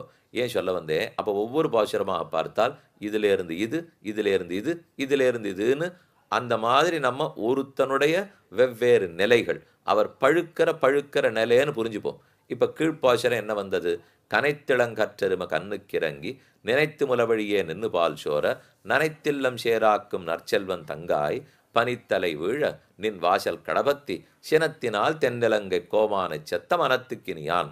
இப்போ இந்த பாசுரத்தில் ராமனை பற்றி பாடியிருக்கிறது இருக்கட்டும். அதுக்கு முன்னாடி இந்த ஆரோர்த்தனை செல்வம்னு பாடியிருக்காளோ இல்லையோ, நற்செல்வன் தங்காய்னு சொல்கிறாளே, கீழ்ப்பாட்டில் செல்வ பெண்டாட்டின்னு சொல்கிறாளே, இந்த 2 பேரையும் ஒன்றா எடுத்துப்போம். 11ஐயும் 12ஐயும் ஒன்றா எடுத்துப்போம். 11ஆம் பாட்டில் இருக்கிற செல்வ பெண்டாட்டி அவ கோவலர்தம் பொற்கொடி. செல்வ பெண்டாட்டிங்கிறது வெளிச்சொல் இல்லைங்க, சொல்ல இருந்தால் கூட பாட்டு வியாக்கியானத்தின்படி என்ன சொல்லி கூப்பிடுகிறாள், கோவலர்தம் பொற்கொடியேங்கிறது தான் பாட்டுக்கு அர்த்தம். அடுத்தது நற்செல்வன் தங்காய்ங்கிறது தான் வெளிச்சொல். இவா 2 பேரையும் ஒரு கோட்டியாக வச்சுப்போம். இதுக்கு கீழே ரொம்ப நன்னா தூங்கிட்டு இருந்தாளே 2 பேர், மாமான் மகளே தூங்கி இருந்தாள், சுவர்க்கம் பூகுன்னு அம்பனாய்ங்கிறவன் தூங்கிட்டு இருந்தா. அந்த தூக்கத்துக்கு என்ன அர்த்தம், இந்த தூக்கத்துக்கு என்ன அர்த்தம். இவா 2 பேருக்கும் யாரு, அவர்கள் 2 பேரும் ஆறுனால் அவர்கள் 2 பேரும் பிரபத்தியில் இருந்தவாளாம், சரணாகதி நிஷ்டையில் இருந்தவா. 9ஆம் பாட்டும் 10ஆம் பாட்டும். இப்போ 11ஆம் பாட்டும் 12ஆம் பாட்டும் சரணாகதி நிஷ்டையும் தாண்டிவிட்டவா. அதையும் தாண்டினா எத்தனாவது உபாயமாக இருக்கும், கர்மயோகம் முதல் உபாயம், ஞான யோகம் 2வது உபாயம், பக்தி யோகம் 3வது உபாயம், சரணாகதிங்கிறது 4வது உபாயம், 5வது ஆச்சாரியாபிமானம்னு ஒரு உபாயம் இருக்குது. அதைத்தான் பஞ்சமோபாயம்னுவா. ஆச்சாரிய அபிமானமே உத்தாரகம். இதே பிள்ளலோகாச்சாரியர் சாதிக்கிறார். ஆச்சாரியாபிமானம்னா என்ன, அது போய் ஒரு உபாயம் ஆகுமானால் நாம் நேர பெருமானை பற்றுவது இருக்கட்டும், ஆச்சாரியன் மூலம் பற்றுகிறோம்னு சொல்கிறோம் இல்லையோ, அது எதுக்காக பண்ணணும்னால் நமக்கு இப்போ ராமானுஜ சம்பந்தம் வேணும், அதை எங்கள் ஆச்சாரியன் ஏற்படுத்தி கொடுக்குறார். எந்த ஆச்சாரியனுக்கு ராமானுஜ சம்பந்தம் பண்ணி வைக்கிறாரோ அவருக்கு உபகாரக ஆச்சாரியன்னு பேர். ராமானுஜர் உத்தாரக ஆச்சாரியன்னு பேர். அவர் தான் இந்த சம்சாரத்திலேருந்து உத்தரணம், தரணம்னா தாண்டது, உத்தாரகன்னா தாண்டி விற்கிறார். சம்சாரக் கடல்லேருந்து நம்மளை தாண்டி விற்கிற ஆச்சாரியன். அப்போ அவரை பற்ற வேணும்னால் இப்போ இருக்கக்கூடிய ஆச்சாரியன், உபகாரகனாக நம்முடைய ஆச்சாரியனை பற்ற வேண்டும். இந்த அபிமானத்தை தான் அஞ்சாவதுன்னு சொல்கிறார்கள். ஏன் அதை சொல்ல வேண்டியிருக்குன்னால், பெருமானை பற்றினவர்களுக்கு ஒரு சந்தேகம் இருந்துகிட்டே இருக்கான். இவர் நிச்சயமாக பண்ணிடுவாரோ மாட்டாரோ, அந்த சந்தேகத்தை போக்கி நிச்சயமாக பண்ணணும்னு சொல்லியிருந்தால் அப்போ ஆச்சாரியனை பற்ற வேண்டும். இவரிடத்துல என்னத்தினால சந்தேகம் வருது, அந்த சந்தேகத்தை எப்படி போக்கிக்கணும்? பெருமான்கிட்ட வேற ஒன்றும் சந்தேகம் இல்லை, அவருடைய சுவாதந்திரியம் தான் எனக்கு சந்தேகம் கொடுக்குறது. கேள்வி கேட்க முடியாது சுவாமி, அவர் செய்கிறது தான் அவர். யார் என்ன சொன்னால் அவரை கேட்க முடியுமா? தேசிகன் எழுதும்போது நிவாரகர் இல்லாத சுவாதந்திரியம்னு எழுதினார். நிவாரகர்னா தடுக்கிறதுக்கு ஆள் இல்லை. இப்படியெல்லாம் உண்மை இஷ்டத்துக்கு நடந்துக்க முடியாது இப்படின்னு யாரானு சொல்லலாமான்னால் சத்தம் கேட்குற தூரத்துலேயே இல்லை. அப்புறம் எங்கே போய் நம்ம கேட்க, இங்கேயே தான் இருப்பார். ஆனால் இப்படின்னு யாரும் கேட்க முடியாது. அப்போ நிவாரகர் இல்லாத சுவாதந்திரியம். ஆகவே சந்தேகம் இருந்துகிட்டே இருக்கும், பண்ணுவாரா மாட்டாரான்னுட்டு. அதுக்கு பதில் என்ன செய்யலாம்? இப்போ அவரே சுவாதந்திரியத்தை விட்டுட்டு பரதந்திரராக வந்தால் பிடிச்சுன்னு விடுவோம். அதுக்கு நிறைய பேர் இருக்காளே பரதந்திராள், இவர் இருக்கார் இவர் இருக்கார் இவர் இருக்காருனால் நம்ம இவாளெல்லாம் மோட்சம் கொடுக்க முடியாது. அப்போ எனக்கு ரெண்டு தேவை வந்துடுத்து. இப்போ சுதந்திரனாக இருந்தால் தான் முக்தி அளிக்க முடியும், பரதந்திரனார் தான் எனக்கு கொடுப்பாருங்கிற நிச்சயம் வரும். இப்போ இங்கே போனால் அங்கே முட்டுறது, அங்கே போனால் இங்கே முட்டுறது. சரி, எல்லாரும் பரதந்திராளாக இருக்காளே, அப்போ அவர்கள்லாம் சொன்னபடி கேட்பா, நம்ம அவர்களையே பிடிச்சிக்கலாமான்னால் சுவாதந்திரம் இல்லைன்னா மோட்சம் கொடுக்க முடியாது. சரி, சுதந்திரனா பிரம்மம் இருக்கார், அவரை பற்றினா மோட்சம் கிடைச்சுடுமேனால் கிடைக்கும். ஆனால் அவர் எப்படி பாய்வார்னு தெரியாது. பாரதந்திரம் இல்லாதனால அவரிடத்துல சந்தேகம் வருது, சுவாதந்திரம் இல்லாதனால மனுஷனிடத்துல சந்தேகம் வருது. என்ன செய்யலான்னால் இதுக்கு ஒரே வழி. ஒன்று, பரதந்திரனாக இருக்கிற மனுஷன் சுதந்திர ஈஸ்வரன் ஆயிடணும். ஆயிட்டா அப்போ பிடிச்சணும்ல மூல்யம். ஏன்னா இவரிடத்துல அது வந்துடுத்துனால் சாமி இவர்கிட்டயே அந்த நன்மை இருக்கான், அப்போ நான் இங்கேயே கேட்டு விட்றேனே, சரியா போடும். இது சாத்தியமானா நிச்சயமாக சாத்தியம் இல்லை. ஏன்னா ஜீவாத்மாவால் பரமாத்மாவா ஒரு நாள் ஆக முடியாது. அப்போ வேற இருக்கிற ஒரே வழி என்ன? இப்போ அந்த பரமாத்மா இவனுக்கு இருக்கிற பாரதந்திரத்தை ஏற்றுக்கிறது ஒன்று தான் வழி. அவர் சுதந்திரர். அந்த சுதந்திரர் இப்போ என்ன வாகனம்? அவர் அழகாக ஒரு வேஷம் போட்டுக்கணும். நான் பரதந்திரன், இப்படி வேஷமெல்லாம் போட்டுக்கலாமான்னால் ஆமாம், பின்ன ராமனா கண்ணனாலாம் பிறந்து கௌசல்யா பரதந்திரன், யசோதா பரதந்திரன், ததிபாண்டன் பரதந்திரன் என்றெல்லாம் சொல்லலையே அவர். இத்தனை பேர் கட்டி வைக்க அடுக்கி வச்ச பெசாம தானே நின்றார். ஆனால் அவருக்கு ஒன்றும் பாரதந்திரியம் புதுசே இல்லை சுவாமி, அவரால் ஏற்றுக்கிறதுக்கு முடியும். அப்போ ஈஸ்வரனே பாரதந்திரத்தை ஏறிட்டு கொண்டு ஒரு ஜீவனாக நினைத்து இங்கு பிறக்கிறார். அதுதான் ஆச்சாரிய அவதாரம். பகவானுடைய அவதாரமே தான் ஆச்சாரியர்கள். மக்னான் உத்தரத்தே லோகான் காருண்யாத்து சாஸ்திரபாணினான்னு சொல்லுவார்கள். சாக்ஷான் நாராயணோ தேவா கிருத்வா மர்த்தியமயீம் தனும் மக்னான் உத்தரத்தே லோகான் காருண்யாத் சாஸ்திரபாணினா. இது வரைக்கும் சாஸ்திரத்தை கையில் வச்சுன்னு பெருமாள் நிறைய அவதாரம் பண்ணாராம். போரும்னா எத்தனை நாள் கத்தியை வச்சுன்னு சண்டை போண்டே இருக்கிறது, வில்லை வச்சுன்னு சண்டை போடுறது. இனிமேல் மாற்றிப்போம், சாஸ்திர புஸ்தகத்தை கையில் வச்சுப்போம். சாஸ்திர புஸ்தகத்தை விட்டுட்டார், சாஸ்திர புஸ்தகத்தை பற்றினார், ஆச்சாரியனா அவதரித்து விட்டார். இது நிஜமா இருக்குமோ? வேஷந்தானே போட்டுருக்கார், அவதாரம் தானே பண்ணார்னால் கிருஷ்ணாவதாரம் நிஜம்தானே, ராமாவதாரத்தில் பண்ணது உண்மைதானே, அப்போ ஆச்சாரிய அவதாரத்தில் பண்ணுறது உண்மைதானே. சுதந்திரனான பெருமான் தானே பாரதந்திரத்தை ஏறிட்டு கொண்டிருக்கிறார்னார். சந்தேகம் வந்தது, அவருக்கு முதல்ல பாரதந்திரியம் வருமா? எங்களுக்கு வரும், இயற்கையிலேயே நாங்கள்லாம் பரதந்திரர்கள். ஆனால் அவருக்கு இயற்கையிலேயே செயற்கையாச்சு என்னால் அந்த செயற்கை நன்னா உதவும் பாருங்க. ஏன்னால் சுவாதந்திரியம்ன்றது என்னது? நினைச்சதையெல்லாம் பண்ண முடிஞ்சது தானே, ஏது நினைத்ததை பண்ண முடியும் அப்படிங்கிறது தானே அவருடைய சுவாதந்திரியம். அந்த சுவாதந்திரத்தை எப்பப்படி நிரூபிச்சுக்கலாம்? இது அவர் அப்பப்போ பார்த்துட்டே இருப்பார். வேணும்னு அவர் ஏதான அதுக்கு பரீட்சை வச்சுட்டே இருப்பார். இப்போ நீங்கள் இதெல்லாம் பார்த்தீங்கன்னா ஒரு பெரிய புஸ்தகம் இருக்கான், அதில் யார் யார் என்னென்னலாம் சாதனையெல்லாம் பண்ணுறாளோ அதெல்லாத்தையும் அந்த புஸ்தகத்தில் எழுதுவா அப்படின்னு ஒன்று வச்சுருக்காளோ இல்லையோ, அது என்னென்னமோ சாதனையாக இருக்கும். நம்மால் இது எதுக்கு பண்ணியிருக்கான்னு கூட சொல்ல தெரியாது. ஆனால் அதை பண்ணியிருப்பா, அதை எழுதியிருப்பா. இதை நானே பண்ணிட்டு நானே தாண்டுட்டேன்னு எழுதுவா. அதை போல் பெருமானுக்கு ஏதானு ஒரு சாதனை பண்ணிகிட்டே இருக்கணும். இத்தை பண்ணலான்னு யோசிக்கிறார். அப்படி எதை அவர் பண்ணி பார்த்துட்டே இருப்பார்னால் சிசுபாலனுக்கு மோட்சம் கொடுத்து பார்ப்போமே, திடீர் ஆசை. அப்படின்னா தானே மொத்த ஆழ்வார் ஆச்சாரியர்களும் குழம்பி போய் உட்காந்துருவாப்போ. இதுக்கு எப்படி அர்த்தம் தெரியறது சொல்றதுன்னே தெரியலையே. இப்போ நித்தியப்படி வெஷ்ஷின்னு இருந்தா கடைசி நிமிஷம் மோட்சத்துக்கு போயிட்டால்னால் ஏதோ ஒரு நியாயம் இருக்கணும் அதுக்கு. அவர் பண்ணியிருக்காரு என்னால் அந்த நியாயத்தை என்னன்னு கண்டுபிடிங்கோ எழுதுங்கோ. இலக்கியத்தில் திடீர்னு ஒரு மாறுபாடு வந்துடும். இலக்கணத்துக்கு பொருத்தமாக அது இருக்காது. ஆனால் அதை உட்காந்து அப்பேற்பட்ட புலவர் கம்பர் ஒன்று பாடிவிட்டார். இலக்கணத்தின்படி இல்லைன்னால் உட்காந்து இலக்கணத்தை மாற்றி தான் ஆகணும். ஏன்னா இலக்கியம் போகிற வழிக்கு தான் இலக்கணம் வந்தாகணுமே தவிர இலக்கணத்தை படிச்சுட்டு வந்துட்டு புலவர் பாடணும்னு சொன்னால் பாட்டே வராது. அவர் அவர் வேகத்துக்கு தான் பாடுவார். அப்போ அதுக்கு தகுந்த மாதிரி இலக்கணம் மாறணும் இல்லையோ. பகவானுக்கு இந்த இலக்கணத்தை மாத்துறதுல ரொம்ப ஆசை. அப்பப்போ புதுசு புதுசாக பண்ணுவார். ஆனால் அதுக்கு பதில் அவர் சொல்ல மாட்டார். அதுக்கப்புறம் ஆச்சாரியர்கள்லாம் இருக்காளோ இல்லையோ, அவா வச்சுக்கிட்டோம் வியாக்கரண புஸ்தத்தை வச்சுப்பா, நியாய புஸ்தத்தை வச்சுப்பா, தேடி கண்டுபிடிச்சி இதுக்கு தான் கொடுத்தார்னு வரா. அதே போல் இப்போ அவருக்கு ஒரு புது ஆசை வந்துடுது. எப்படி சிசுபாலனுக்கு மோட்சம் கொடுத்தோமோ சரி, அவனானும் மனுஷன் அசுர சுபாவத்தோட வந்தான், ஏதோ பண்ணான், பறவைக்கு கொடுத்துட்டாரே. ஜட்டாயுவுக்கு மோட்சம் கொடுப்பார் தெரியாது ஏன்னுட்டு எல்லார் வீட்டையும் விட்டுட்டு விதுரன் வீட்டில் போய் உட்காந்து தோலை வாங்கி சாப்பிட்டு போடுவார், ஏன்னு தெரியாது. இப்படி பலதையும் தன் இஷ்டத்துக்கு செஞ்சுட்டு இருந்தால் செய்கிறார். அப்படி தாங்கிறது தெரியறது. இப்போ ஆனானப்பட்ட சீதை இவர் கங்கையை தாண்டி வால்மீகி ஆசிரமத்தில் கொண்டு போய் விடலேன்னு இப்போ ஆறு சொன்னா. எதுக்கோ என்னமோ வண்ணான்னு சொன்னானா கொண்டு போய் விட்டுட்டேன்னுட்டு இன்னி வந்துக்கு பட்டிமன்றத்துக்கு தீனி போட்டார் சுவாமி. அவர் பண்ணது அவ்வளோதான். இப்போ இத்தை கொண்டு போய் விட்டதுனால எதானு சாதித்தாரான்னா பொங்கல் பண்டிகை வந்துடும், பட்டிமன்றம் வச்சுருவா, ராமன் செய்தது சரியா தவறா என்ன போயிட்டு இருக்கும்னால் இதை போல் அவருக்கு ஒரு ஆசை வந்தது. நாம் சுவாதந்திரத்தாலே இது வரைக்கும் என்னென்னமோ சுதந்திரமாக பண்ணியிருக்கோம். அதுலேயே சிகரம் வச்சா போல் ஒன்று பண்ணணும். இப்போ நான் பரதந்திரன்னு பிறக்கணும், இதுதான் அவருக்கு ஆசை. இப்போ சுவாதந்திரத்தினால என்ன முடிவெடுக்கிறார், நான் பரதந்திரனா பிறக்கணும்னால் பிறந்துட்டார். ஆச்சாரியர்கள் அத்தனை பேரும் பரதந்திரர்கள். சுதந்திரமாக பெருமான் முடிவெடுத்திருக்கார். இந்த பாரதந்திரியம் நிற்குமானால் சுவாதந்திரத்தினால ஏறிட்டு கொண்ட பாரதந்திரம் இல்லையோ.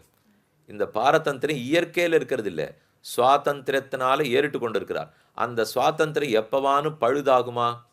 ஆகவே ஆகாது. அவர் சுவாதந்திரம்ங்கிறத எதை நினச்சி நாம் பயப்பட்டோம், பழுதாகாதே, அதனால சுதந்திரமாக எனக்கு கொடுக்க மாட்டேன்னு முடிவு பண்ணிட்டா என் கதி என்ன, இதுதானே பயந்தேன். பெருமான் என்ன செய்கிறார், அந்த பழுதாகாத சுவாதந்திரத்தை வச்சே நான் பரதந்திரனா பிறக்கிறேன். அப்போ நிச்சயமாக ஆச்சாரியன் நான் இப்போ நானே தான் சுதந்திரன், நானே தான் பரதந்திரன். உன் கேள்விக்கு பதில் கிடச்சி கொடுத்தா நீ என்ன கட்டப்பட்டிருந்தே. இப்போ நான் பரதந்திரனை பற்றினா தான் நிச்சயமாக நடக்கும், சுதந்திரனை பற்றினா தான் மோட்சம் கிடைக்கும். ரெண்டு சேர்ந்துருக்கு. ஆச்சாரியர்களிடத்தில் இதுவும் இருக்கு அதுவும் இருக்குன்னால் அப்பதான் ஆச்சாரியாபிமானமே உத்தாரகம் என்கிற 5வது உபாயம் கிட்டிற்று. இது எங்கேயாவது இருக்கா, பிரமாணங்கள் இருக்கான்னு பார்த்தால் எத்தனையோ.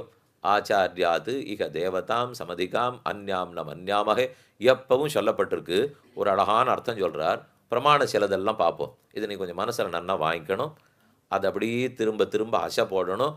அப்படின்னா தான் நம்ம எங்கே நிற்கிறோங்கிறதே புரிய போகிறது. கொஞ்சம் சிரமம்னா வேதாந்தார்த்தமாட்ட நெருடல் இல்லை, மனசுக்கு அந்த பாவனை புரிஞ்சு போச்சுன்னா தெரிஞ்சு போயிடும். இது கூட இப்படி நடக்குமான்னு ஒரு சந்தேகம் வந்துட்டே இருக்கும். நடக்கும் நடக்குங்கிறதுக்கு நியாயம்தான் நம்ம பார்க்க வேண்டும். சுலபம் ஸ்வகுரும் தியக்த்வா துர்லபம் ய உபாசத்தே லப்தம் தியக்த்வா தனம் மூடா குப்தம் அன்வேஷதி க்ஷிதௌ என்ன அழகான ஒரு ஸ்லோகம். இது என்ன சொல்கிறது, சுலபம் ரொம்ப சுலபமாக என் கையில் தண்ணீர் கிடச்சது. அப்படி கிடைச்சா மாதிரி இந்த தண்ணீர் எடுத்து குடிக்கிறத விட்டுட்டு கனஸ்தம் ஆகாசத்தில் எங்கேயோ மேகத்தில் ஜலம் இருக்குது, அது வந்தால் தான் குடிப்பேன்னா கையில் பாத்திரத்தில் தீர்த்தம் கொடுத்துட்டா. அதை குடித்து தாகத்தை போக்கிக்கலாமோ இல்லையோ. அதை விட்டுட்டு எங்கேயோ ஜீமூதம் ஆகாசம் மேகத்தில் இருக்கிற தீர்த்தத்தை தேடின்னு போனால் எப்படியோ, அப்போ கஷ்டப்பட்டு சம்பாதிக்கணும். கிடைக்குமா நிச்சயம் இல்லை, கஷ்டப்பட்டாலும் கிடைக்குமான்னா தெரியாது இல்லையோ. அதே போல் சுலபம் ஸ்வகுருன் தியக்த்வா, சுலபமாக கிடைச்சிருக்க ஸ்வகுரு நம்ம ஆச்சாரனை இப்போவே பக்கத்தில் பிடிச்சி விடலாம்.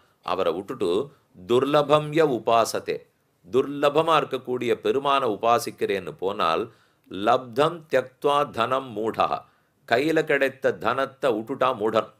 விட்டுட்டு குப்தம் அன்வேஷதி க்ஷிதௌ, க்ஷிதின பூமி, க்ஷிதௌ பூமிக்குள்ளே போய் குப்தம் மறைந்து கிடக்கிற பொக்கிஷத்தை தேட போகிறேன்.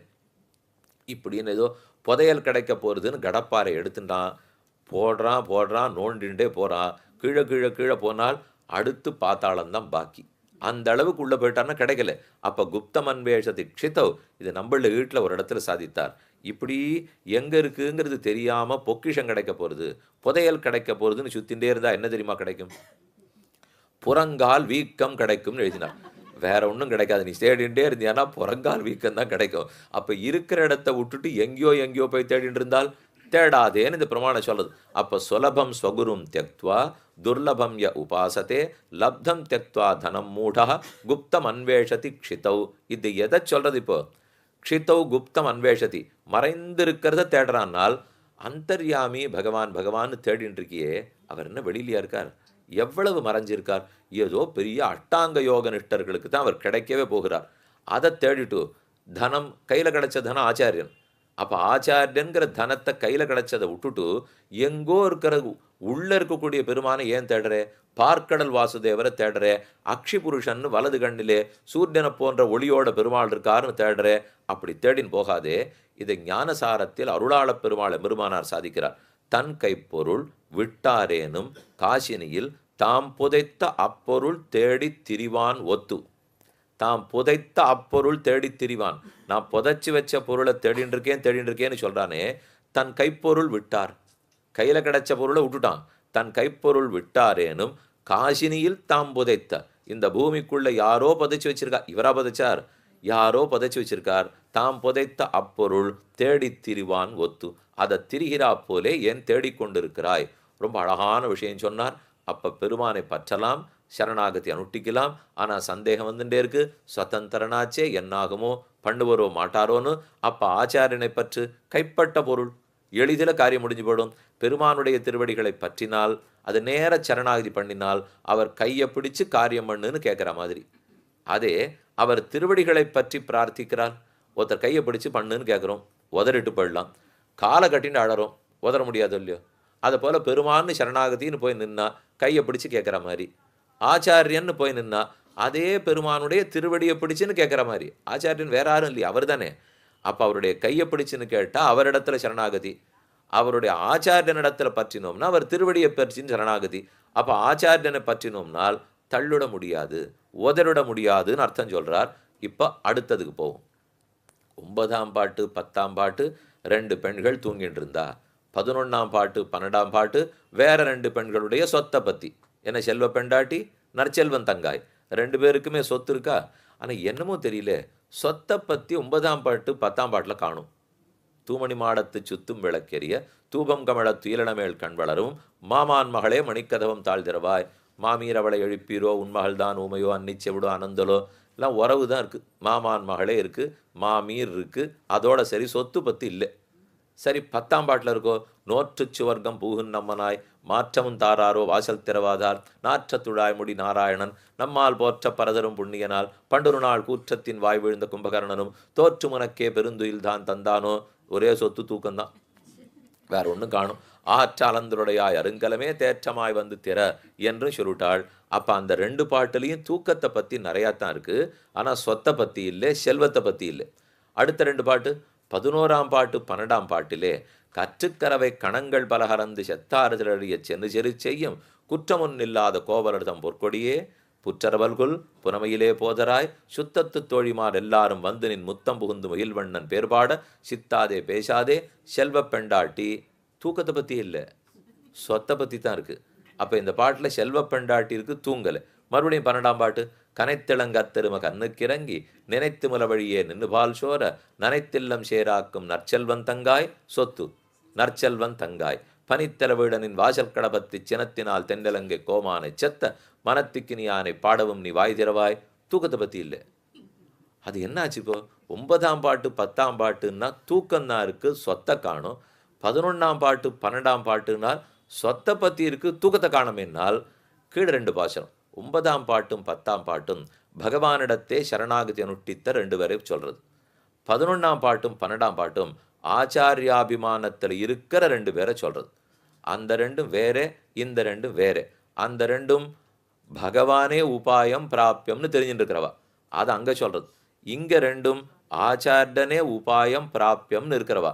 அங்கே ஏன் தூக்கத்தை சொல்லியிருக்குனால் பெருமானே உபாயம்னு நினைக்க நினைக்க நம் வியாபாரங்கள்லேருந்து விலகணும்.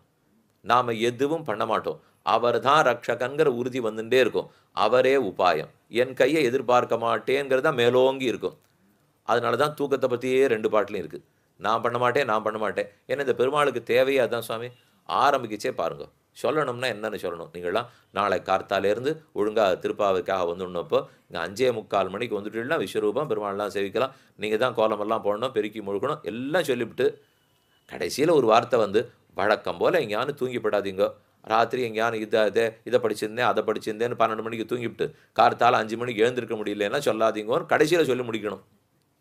ஆனால் இவர் என்ன பண்ணிட்டார், ஆரம்பிக்கிறதுலேருந்து நீங்கள் பாட்டு கண்டபடிக்கு ராத்திரி வேளையில் தூங்கக்கூடாது, கார்த்தால எழுந்திருக்காம அப்படியே சூரியோதயத்தின் போது தூங்கிட்டு இருக்கக்கூடாது, இந்த நாடகம் பார்த்தேன் அது பார்த்தேன்லாம் பண்ணக்கூடாது, இப்போ வம்பு பேசின்னு கூடாது, இதெல்லாம் 1/2 மணி உபன்யாசம் பண்ணேன். அவர் திரும்பி கேட்டார், இதெல்லாம் பண்ணாமல் இருந்து என்ன பண்ணணும்னு சொல்லவே இல்லையா சுவாமி? நீங்கள் முதல்ல பண்ணப்படாதுங்கிறதே சொல்லியிருந்தா பண்ணணுங்கிறத சொல்லிட்டு பண்ணக்கூடாதுன்னு சொல்லணுமா, இல்லை பண்ணக்கூடாதுங்கிறத பட்டியல் போட்டுட்டு பண்ணணும்னு சொல்லணுமா? கண்ணனுக்கு என்னமோ முதல் தடவை ரொம்ப விருப்பம், முதல்ல வாண்டாததை விடு, அப்புறம் எங்கிட்ட வா, சர்வதர்மான் பரித்தெஜ்ய மாமேகம் சரணம் பிரஜ. அப்போ அவருடைய உள்ளத்தை பார்த்தாலே விட வேண்டியது எல்லாத்தையும் முதல்ல விட்டுடுங்கிறார். ஏனால் பற்ற வேண்டியது எனக்கு தெரியும் என்ன பண்ணிக்கணும்னு, நீ பற்ற போகிறதில்லை, நான் தான் உன்னை கூண்டு வரேன். நீ விட வேண்டியது தான் உன் வேலை, பற்ற வேண்டியது என் வேலை. அதனால் நீ விட வேண்டியது எல்லாத்தையும் விட்டுடு, சர்வதர்மான் பரித்தெஜ்ய. அப்போ கண்ணன் திருவுள்ளம் அவர் லட்சியமே எதில் இருக்குன்னால் என்னை தவிர மற்றதை விடுங்கிறதுல தான் அவர் லட்சியம் இருக்குது. இது வந்து பெருமான இடத்துல பார்த்துட்டோமா, அப்போ விடுகை லட்சியம்னு இருக்கிறச்சே தூக்கம் தானே லட்சியமாக இருக்கும். மற்றதை தொடமாட்டேன்னு சொல்லச்சே அப்போ எது முக்கியத்துவம் பெறும்? தூக்கம் முக்கியத்துவம் பெறும். அதனால தான் தூமணி மாடத்து பாட்டு, நோத்து சிவர்க்கம் பாட்டு தூக்கத்தை பற்றி நிறையா சொல்லியிருக்கு.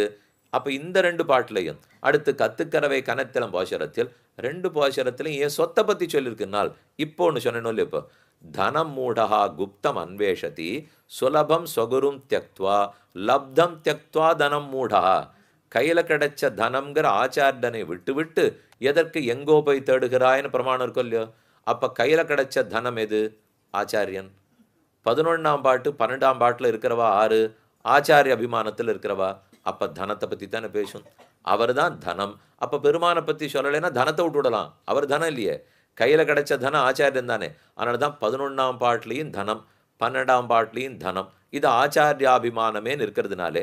ஏனெனில் அப்படித்தான் ஞானசாரத்தில் சொல்கிறார், தன் கைப்பொருள், நம்ம கையில் இருக்கிற சொத்து தனம்ங்கிறது ஆச்சாரியன் அருளாள பெருமானார் சாதித்தார். இந்த சுவாமி யஜ்ஞமூர்த்தின்னு இருந்தார். 17 நாட்கள் ராமானுஷரோடைய வாதப்போர் புரிந்தார். அதுக்கப்புறம் அன்னைக்கு ராத்திரி ராமானுஷர் தூங்க போகிறார். என்ன நம்ம ஆளவந்தார் வளர்த்தது, நாதமுனிகள் வளர்த்தது, நாதோபக்யம் பிரவருத்தம் வேதாந்த தேசிகன் சாதிக்கிறார்.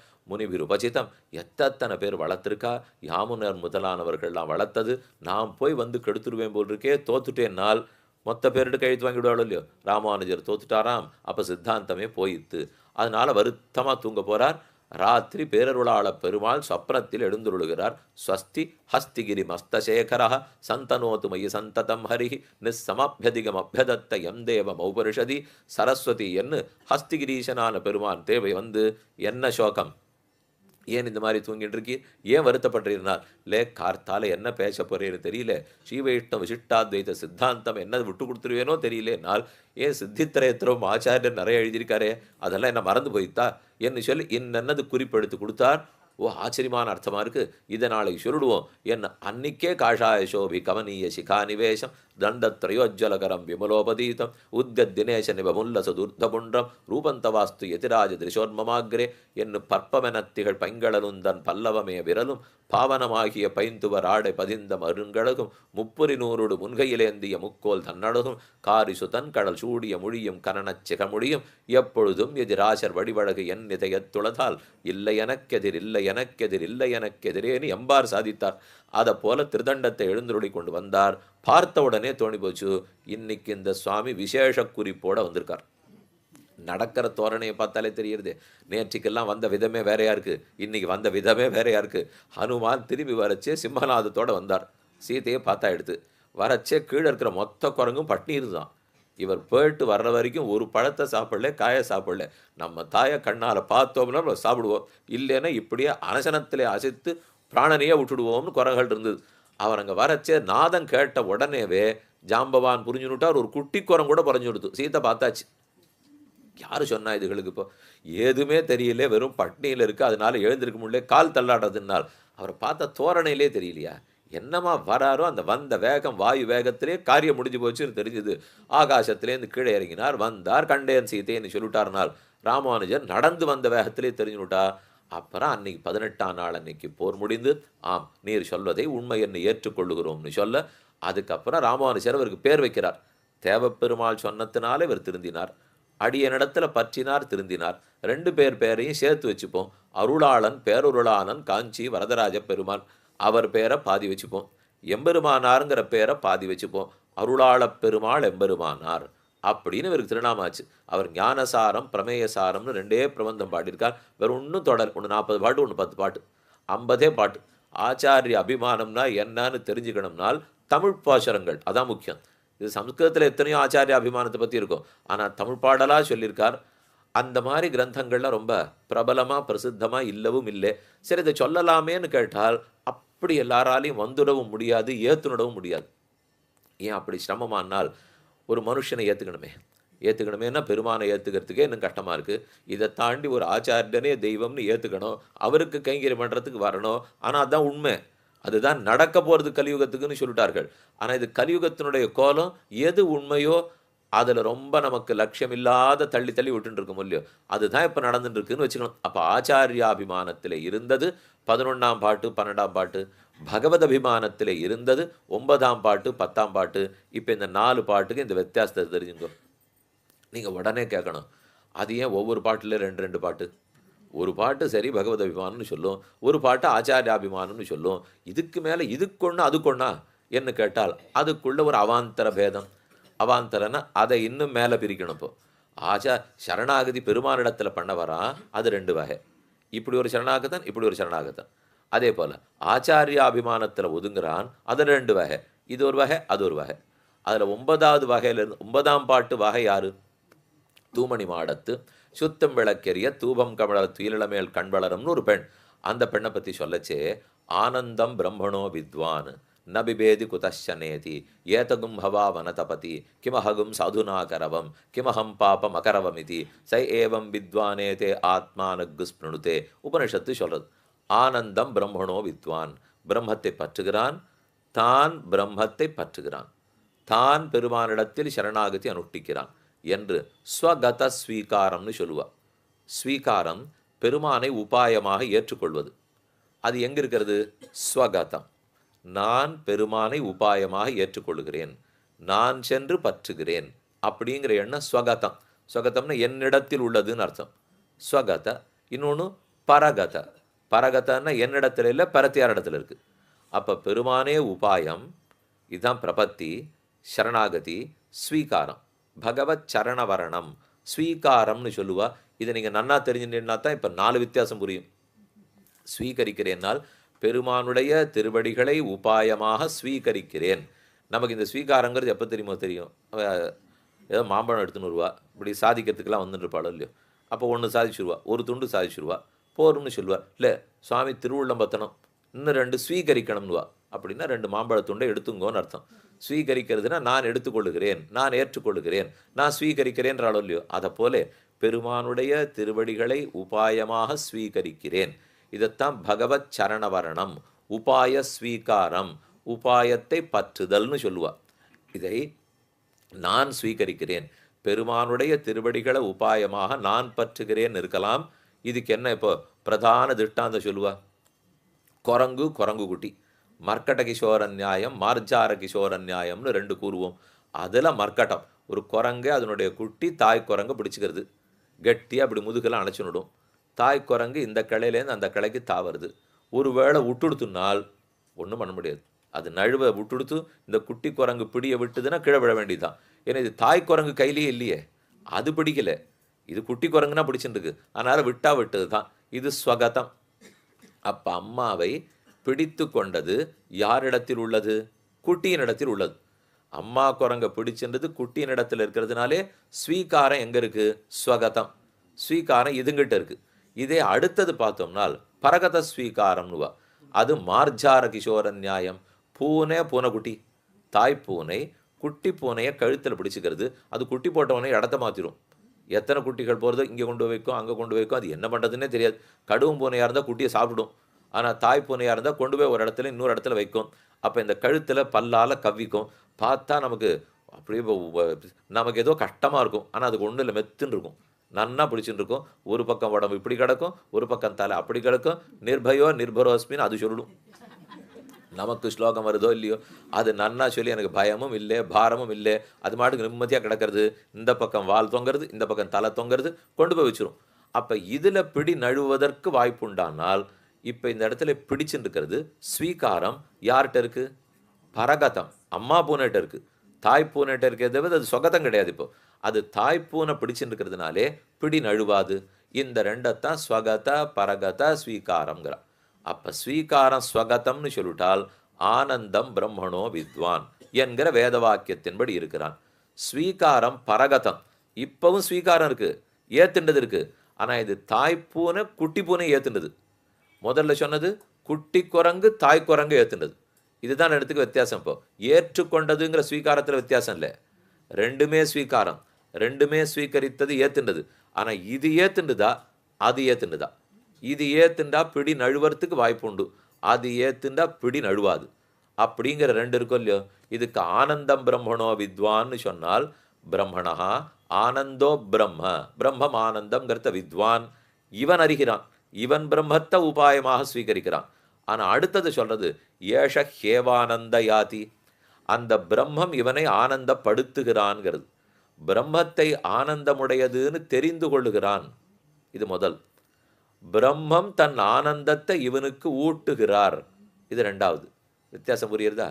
பிரம்மம் ஆனந்தமயம்ங்கிறத இவர் தெரிந்து பற்றுகிறதா, இல்லை அவர் கூட்டு மடியில் உட்காத்தி வச்சிருந்து இந்த என் ஆனந்தத்தை நான் தாய்ப்பாலா கொடுக்குறேன்னு சொல்றதா? இதுக்கு அதுக்கும் வித்தியாசம் இருக்கு.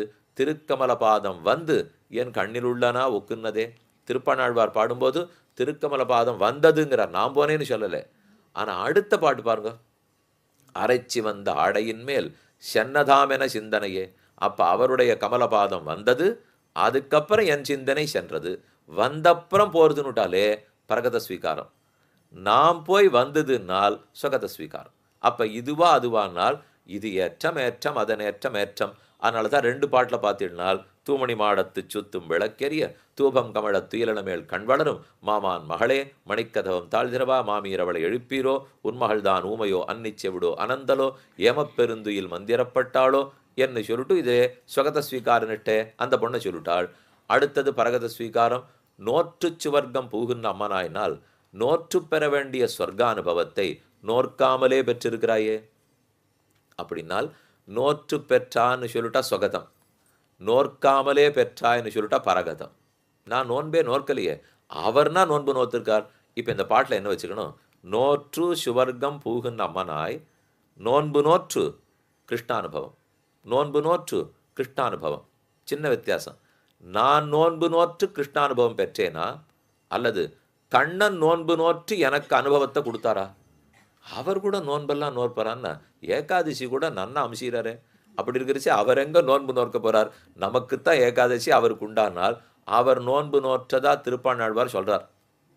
பாரமாய பழவின பத்தறுத்து என்னை தன் வாரமாக்கி வைத்தான், வைத்ததன்னி என்னுள் புகுந்தான், கோரமாதவன் செய்தனன்கொல் அறியேன், கோர மாதவம் செய்தனன்கொல். பாட்டு அப்படியே வாங்கிக்கோங்க. கோர மாதவம், ரொம்ப கடுமையான கோரமான பெருந்தவத்தை செய்தேனா? கோரமாதவம் செய்தனன்கொல். எதுக்கு? பெருமான் தன்னுடைய திருவார மார்பு இந்த ஆரத்தில் என்னோட வாரமாக்கி வைத்தான். மகாலட்சுமிக்கு பக்கத்தில் திருப்பாணாழ்வாரையும் வச்சுட்டாராம். இதற்கு நான் கோரமாதவம் செய்தனன்கொல் முதல்ல கேட்டுண்டார். அதுக்கப்புறம் வியாக்கியானத்தில் சமாதானம் சொல்றார். இல்லை இல்லை, நான் என்றைக்குமே பண்ணதில்லையே. மேலும் தபஸ் பண்ணுறதுக்கு நான் பிறந்தது பாணர் குலத்தே, ஊருக்குள்ள காலக்கூட நான் வச்சது கிடையாது. எனக்கு எங்கேயோ அம்மா மண்டபத்துறை தான் தெரியும், தெற்கு கரை தான் தெரியும். வந்தேன் உறையூர்லேருந்து ஊர்கோடியில் நின்னேன், வீணை அசைச்சேன், பாடினேன், போயிட்டேன். ஏதோ ஒரே ஒரு நாள் என்னை உள்ளே கூண்டு போனார், கூட்டிகிட்டே போயிட்டார். இவ்வளவு தான் எனக்கு தெரியும். அதனால் எனக்கு கோரமாதவம்லாம் செய்ய முடியாது. அப்போ யார் செஞ்சுருக்கணும்? பெரிய பெருமாள் கோரமாதவம் செய்தனன்கொல். பெரிய பெருமாள் கோரமாக தபஸ் பண்ணி என்னை பிடிச்சி தூக்கி தன் திருமார்பில் வச்சுட்டு இருக்காரோ.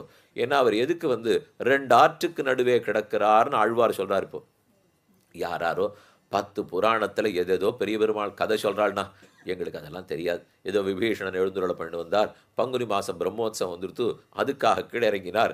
இதெல்லாம் நான் ஒத்துக்கிறதா இல்லை. இருக்கட்டும், ஊராருக்கு கதை வேணும், புராண கதை இருக்கட்டும். ஆனால் அடியனுக்கு தெரிஞ்சது, எப்போ ஆத்தங்கரையில் இருக்கிறோமோ, மலைக்கு மேலே நிற்கிறோமோ, நெருப்புக்கு நடுவில் இருக்கிறோமோ, தவம் பண்ணுறோன்னு அர்த்தம். அவள் தானே தபஸ் பண்ணுவா, அதுக்கு தானே ஆத்தங்கரைக்கு வருவா, ஹிமாச்சலத்துக்கு போவா. இவர் 2 ஆற்றுக்கு நடுவில் படுத்துட்டு ஒரே தவம். எதுக்குன்னால், என்னைக்கோ ஒரு நாள் திருப்பாணாழ்வார் கிடைப்பார், வருவார், அவரை எடுத்து நம்முடைய திருமார்பல லக்ஷ்மிக்கு பக்கத்தில் வச்சுக்கணும். அப்படிங்கிறதுக்காக கோர மாதவம் செய்தனன் கொல், இந்த ஒரு ஜீவனை பிராபிக்க, இந்த ஒரு ஜீவன் அடையறதுக்கு அவர் என்ன பாடுபட்டிருக்கார் அப்படின்னு இவர் அவர் தலையில் வச்சுட்டார். அப்போ வச்சதுலேருந்தே பரகத ஸ்வீகாரம் தெரிஞ்சுதா. அப்போ பெருமான் இவரை ஸ்வீகரிச்சிருக்கார். ஏஷ ஹேவானந்தயாத்தின்னு உபனிஷத் சொல்றது. அப்போ 9ஆம் பாட்டு 10ஆம் பாட்டு ரெண்டையும் பார்த்தால் பிரம்ம பிராப்திக்கு ஸ்வீகாரம்தான் வழி. அந்த ஸ்வீகாரமும் ஸ்வகதமா பரகதமா, இந்த 2 வித்தியாசம். இதுதான் 9ஆம் பாட்டு 10ஆம் பாட்டு. இதை தாண்டணும். இப்போ தாண்டிவிட்டால் அவாவா கொஞ்சம் கொஞ்சம் கனிஞ்சுட்டே வரா, முதிர்ந்துட்டே வரான்னு சொன்னேனே. இப்போ கனிஞ்சு வந்தது 4வது உபாயத்தை தாண்டி பஞ்சமோபாயத்துக்கு வர வேண்டும். 4வது உபாயம் பிரபத்தி, பகவானிடத்தில் பிரபத்தி. அதை தாண்டி பஞ்சமோபாயம் இன்னும் வசதி. பெருமானிடத்தில் சுவாதந்திரிய சந்தேகமாக இருக்குது, அதனால் அதை விட பரதந்திரனான ஆச்சாரியனை பற்றுவோம் என்று வந்துட்டார். இப்போ 11ஆம் பாட்டுக்கும் 12ஆம் பாட்டுக்கு என்ன வித்தியாசம்? ஆச்சாரியாபிமானத்தில் இருந்தாங்கிறதுக்குங்க அங்கே வார்த்தை இருக்கு பாருங்க.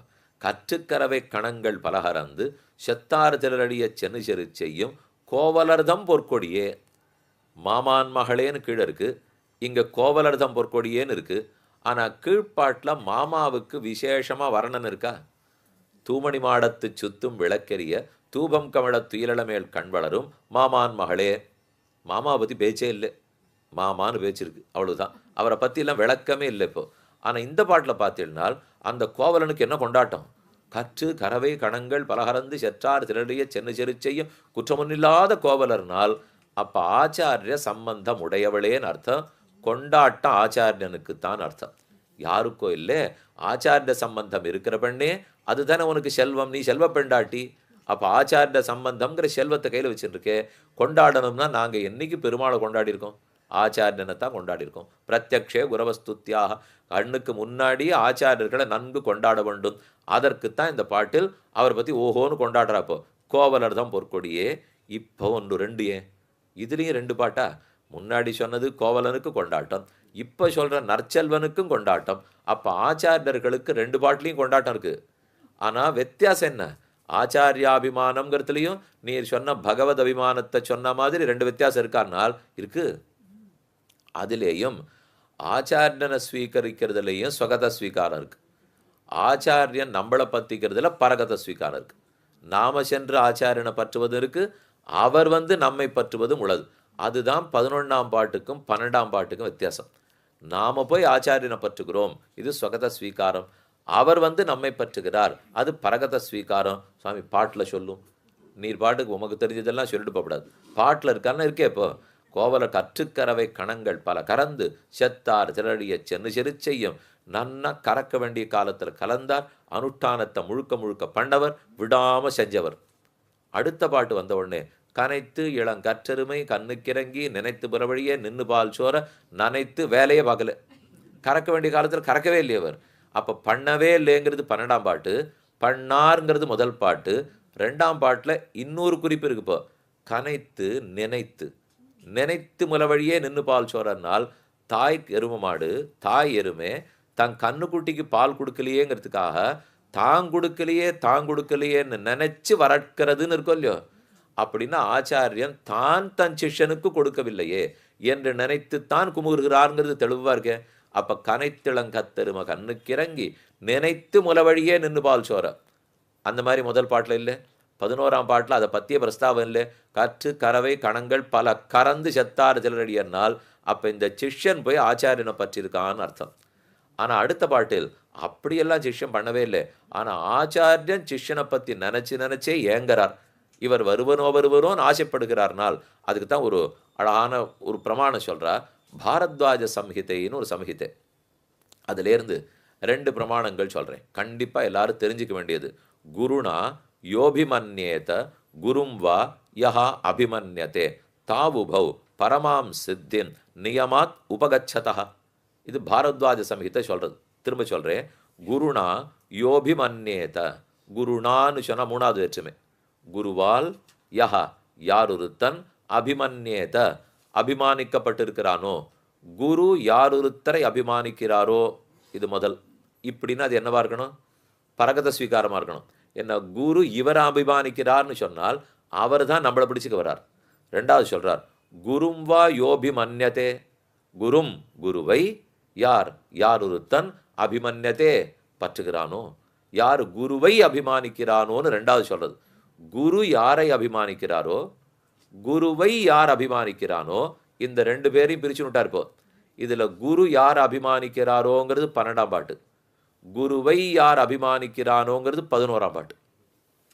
கொஞ்சம் சமமாக இருக்குன்னு நினைக்காதீங்க. இன்னொரு தடவை சொல்கிறேன். இப்போ 9ஆம் பாட்டு 10ஆம் பாட்டுக்கு வித்தியாசம் பார்த்துட்டோம். அது பகவானையே சரணம்னு பற்றினவன், அந்த ஸ்வீகாரத்தில் வித்தியாசம். நான் பற்றினேனா அவர் பற்றினேனாங்கிறது. அதே போல் ஆச்சாரிய விஷயத்துலையும் ஸ்வீகாரத்தில் வித்தியாசம் இருக்குது. நான் பற்றினேனா அவர் பற்றினேனாங்கிறது. ஆனால் அந்த ரெண்டுத்துக்கு இருக்கிற வித்தியாசத்துக்கும் இந்த ரெண்டுத்துக்கு இருக்கிற வித்தியாசத்துக்கும் ஒரு வித்தியாசம் இருக்குது. நீ இப்போ என்ன சொல்ல வரீர்? அந்த ரெண்டும் வித்தியாசம்னு சொல்லிட்டு இருப்போம். இந்த ரெண்டு வித்தியாசம்னா அது ரெண்டுத்துக்கு வித்தியாசம் இருக்கானா இருக்கு. இப்போ ரொம்ப முக்கியமான வித்தியாசம் இருக்கு. அப்படிங்கிறதுக்கும் பிரமாணம் இருக்கு. பார்ப்போம். அப்போ குருணா யோபிமன்யேத குரும் வா யஹா அபிமன்யதே தாவுபௌ. இதுதான் அந்த வார்த்தை முக்கியம். இப்போ இருவரும், அப்போ ரெண்டு பேரும், ஆச்சாரியன் தான் அபிமானித்தவர், நாம போய் ஆச்சாரியன் அபிமானித்தவரும், ஆச்சாரியன் நம்மளை அபிமானித்தவளும், தாவுபௌ பரமாம் சித்தியன் உபகச்சதா நியமேன உபகச்சதா தா உபௌ. அவர்கள் இருவருமே பரமாம் சித்தியம் உயர்ந்த கதியை முக்தியை பெருமானுடைய திருவடியை நியமாத் உபகச்சதா நியமாத் நியமேன கண்டிப்பாக அடைந்து விடுவார்கள். அப்ப ரெண்டு பேருமே உயர்ந்த கதியை அடைந்து விடுவார்கள்னு சொன்னால், ஆச்சாரியன் என்ன அபிமானித்தாலும் நான் ஆச்சாரியன் அபிமானித்தாலும் அதே பலம் கிடைச்சிடும். கண்டிப்பா மோக்ஷானந்தம் அதே நியமேன அந்த பலம் கிடைச்சிடும்னு இங்கே முடிச்சுட்டார். இதே மாதிரி 9ஆம் பாட்டு 10ஆம் பாட்டுக்கு வருவோம்.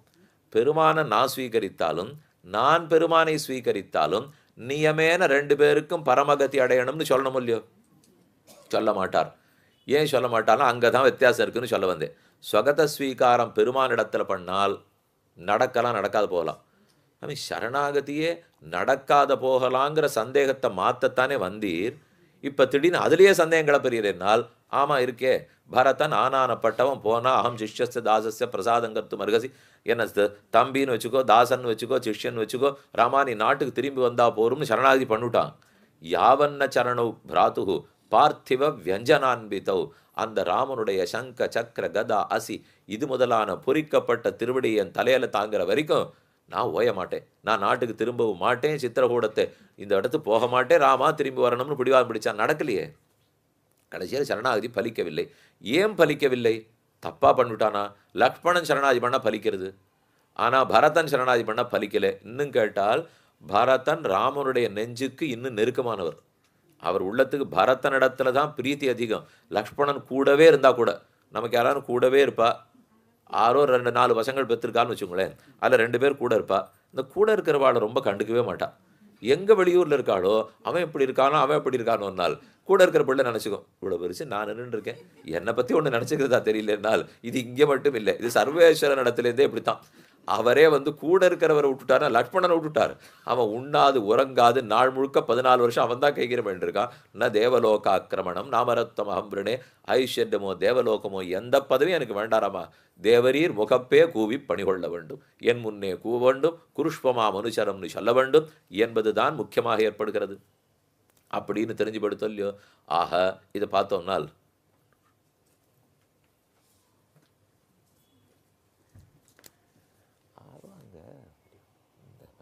லுங்கி கட்டிங்க போயிட்டு வந்துட்டாரு. அது என்னன்னு அப்புறம் இந்த வண்டி அதுக்கு போய் மாமியை கூப்பிட்டு வர சொன்னேன்.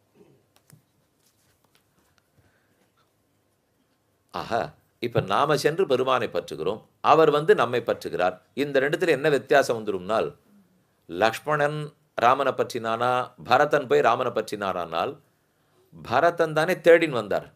அயோத்தியிலேருந்து சித்திரகூடத்துக்கு ராமனை பற்றினார். அப்போ காரியம் நடக்காது படுத்து. ஏன் நடக்கலை? சரணாகதி பண்ணால் கண்டிப்பாக நடக்கணும் இல்லையா அப்படின்னு தோணும், வாஸ்தவம் தான். ஆனால் அதுக்கு ஒரே ஒரு நிர்பந்தம் மட்டும் உண்டு. சரண்ய ஹிருதய அனுசாரியாக இருக்கணும். சரண்ய ஹிருதய அனுகுணையாக இருக்கணும். நாம் பெருமான சரணம்னு பற்ற போகிறோம். அந்த சமயத்துக்கு நாம் சரணாகதி பண்ண சமயத்துக்கு அவர் உள்ளத்துக்கு அது ஏற்றுக்கொள்ளத்தக்கதாக இருக்கணும். அப்போ தான் அவர் செய்வார். செய்ய மாட்டார்னு நீ சொல்லலை, அப்போவே செய்யணும்னால் அப்போ அவர் உள்ளத்துக்கு ஏற்றுக்கொள்ளத்தக்கதாக இருக்கணும். இப்போ பரதன் கேட்டதை பண்ணாரா இல்லையா ராமன்? பண்ணார். 14 வருஷம் கழித்து பண்ணார். அப்போ பண்ணல. ஏன் அப்போ பண்ணலன்னால் அவர் ஹிருதயத்துக்கு அப்போ ஒரு கஷ்டம் இருக்குது. கஷ்டம்னா அவருக்கு ஒன்றும் கஷ்டம் இல்லை. ஏற்கனவே தேவர்கள் சரணாதி பண்ணியிருக்கா. அந்த சரணாகதி பண்ணி அவள் காரியத்தை முடிக்கணும்னா ராவணன் இடத்துல ஒரு போய்த்தான் ஆகணும். இவன் இப்போ சரணாதி பண்ணுறான். இவன் சரணாகதி பற்றி பண்ணணும்னால் திரும்ப போய்த்தான் ஆகணும். நாட்டுக்கு போனால் தான் பரத சரணாகதி பலிக்கும், காட்டுக்கு போனால் தான் தேவ சரணாகதி பலிக்கும். ரெண்டுத்துக்குமே முட்டி கொடுத்தவருக்கு. இப்போ என்ன, அவனும் சரணாகத்தன் தான், இவரும் சரணாகத்தன் தான். அவன் சொன்னதை பண்ணணும்னா தெற்க போகணும், இவன் சொன்ன பண்ணணும்னா வடக்க போகணும். ஏதாவது கொஞ்சம் போகிற வழியில் போயிட்டு போனால் கூட சரி. அதுவும் இல்லை, அது அப்படியே தெற்க போகணும். லங்கைக்கு இது அப்படியே வடக்க போகணும்.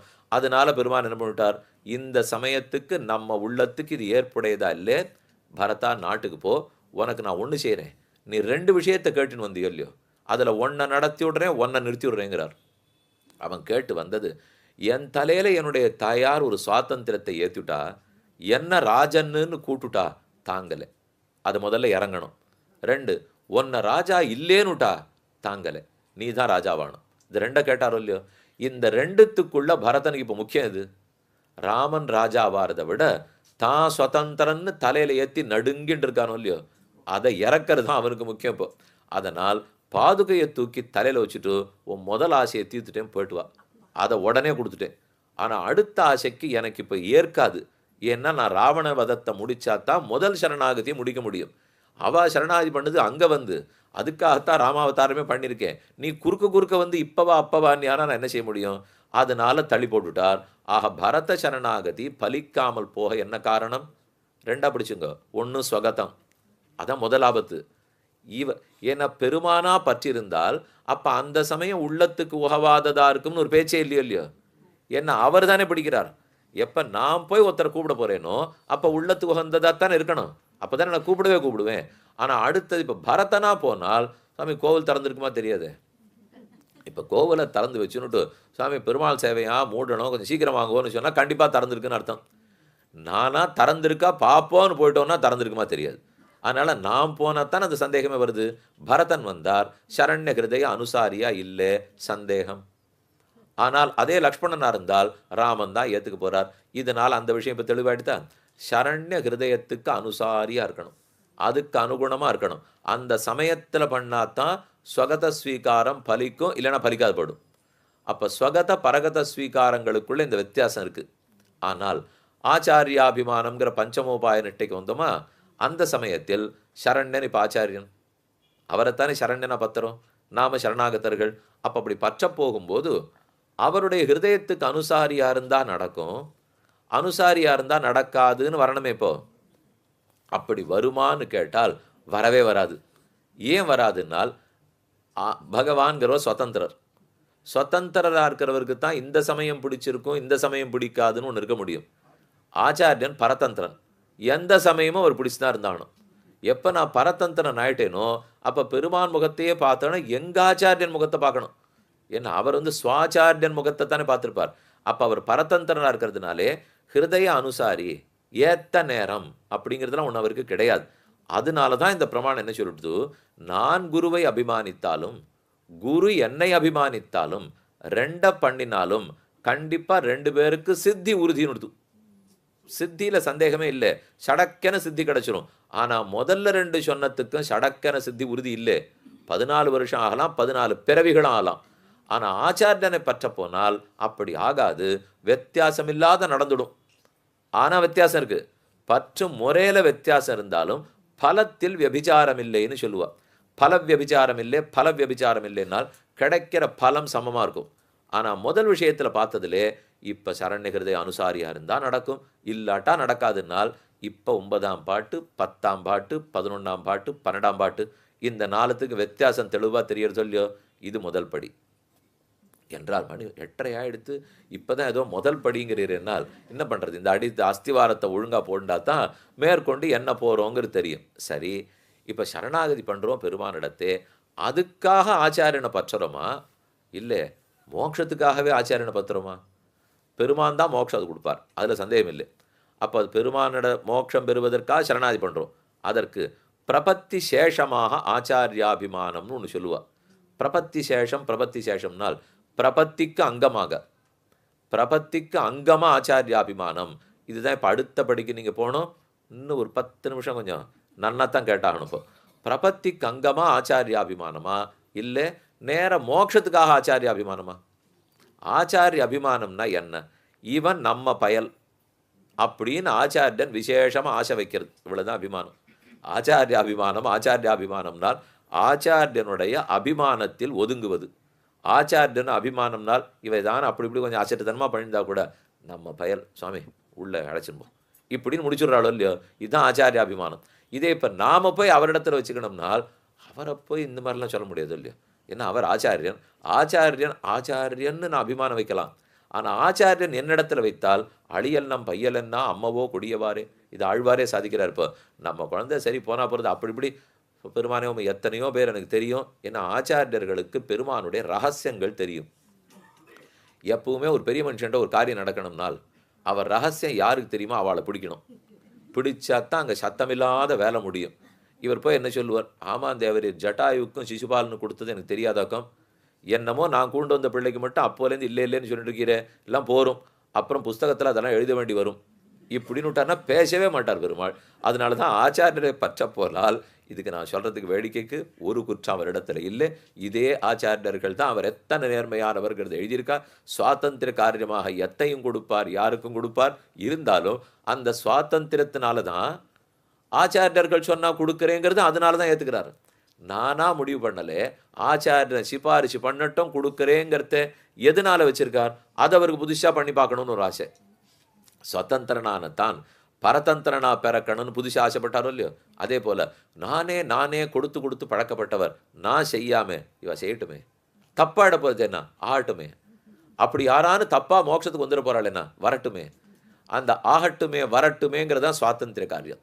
அவர் சுதந்திரனா இருக்கிறதுனால பண்ணட்டுமேனால் கடைசியில் அந்த மாதிரி வந்துருவாளான்னு பாட்டா வரமாட்டாளே. ஏன் மாட்டாள்னால் அதுதான் அவருடைய அமைப்பே. இந்த ஜகத்தை எப்படி சிருஷ்டித்து அமைத்து வைத்திருக்காரோ தப்பித்தவறி ஒரு தவறானவன் போயிட முடியாது. அவரே அதை எதிர்த்து பார்க்க முடிஞ்சா கூட போகிறதுக்கு முடியாது. இது இத்தனையுமே அவருடைய சுவாதந்திரத்தாலே, அவருடைய ஞானம், அவருடைய சக்தி. எஸ் சர்வஜா சர்விது என்னும் பராச சக்தி விவிதைவ ஸ்ரூயத்தே சுவாபாவிகி ஞானபல கிரியாச்ச என்னும் அத்தனை சக்திசாலியோ இல்லையோ, அதனால தன்னையே போட்டி போட்டு பார்க்குற மாதிரி ஏற்படுத்தி வச்சிருக்கார். அதில் ஒன்று தான் இந்த ஆச்சாரியர்கள்.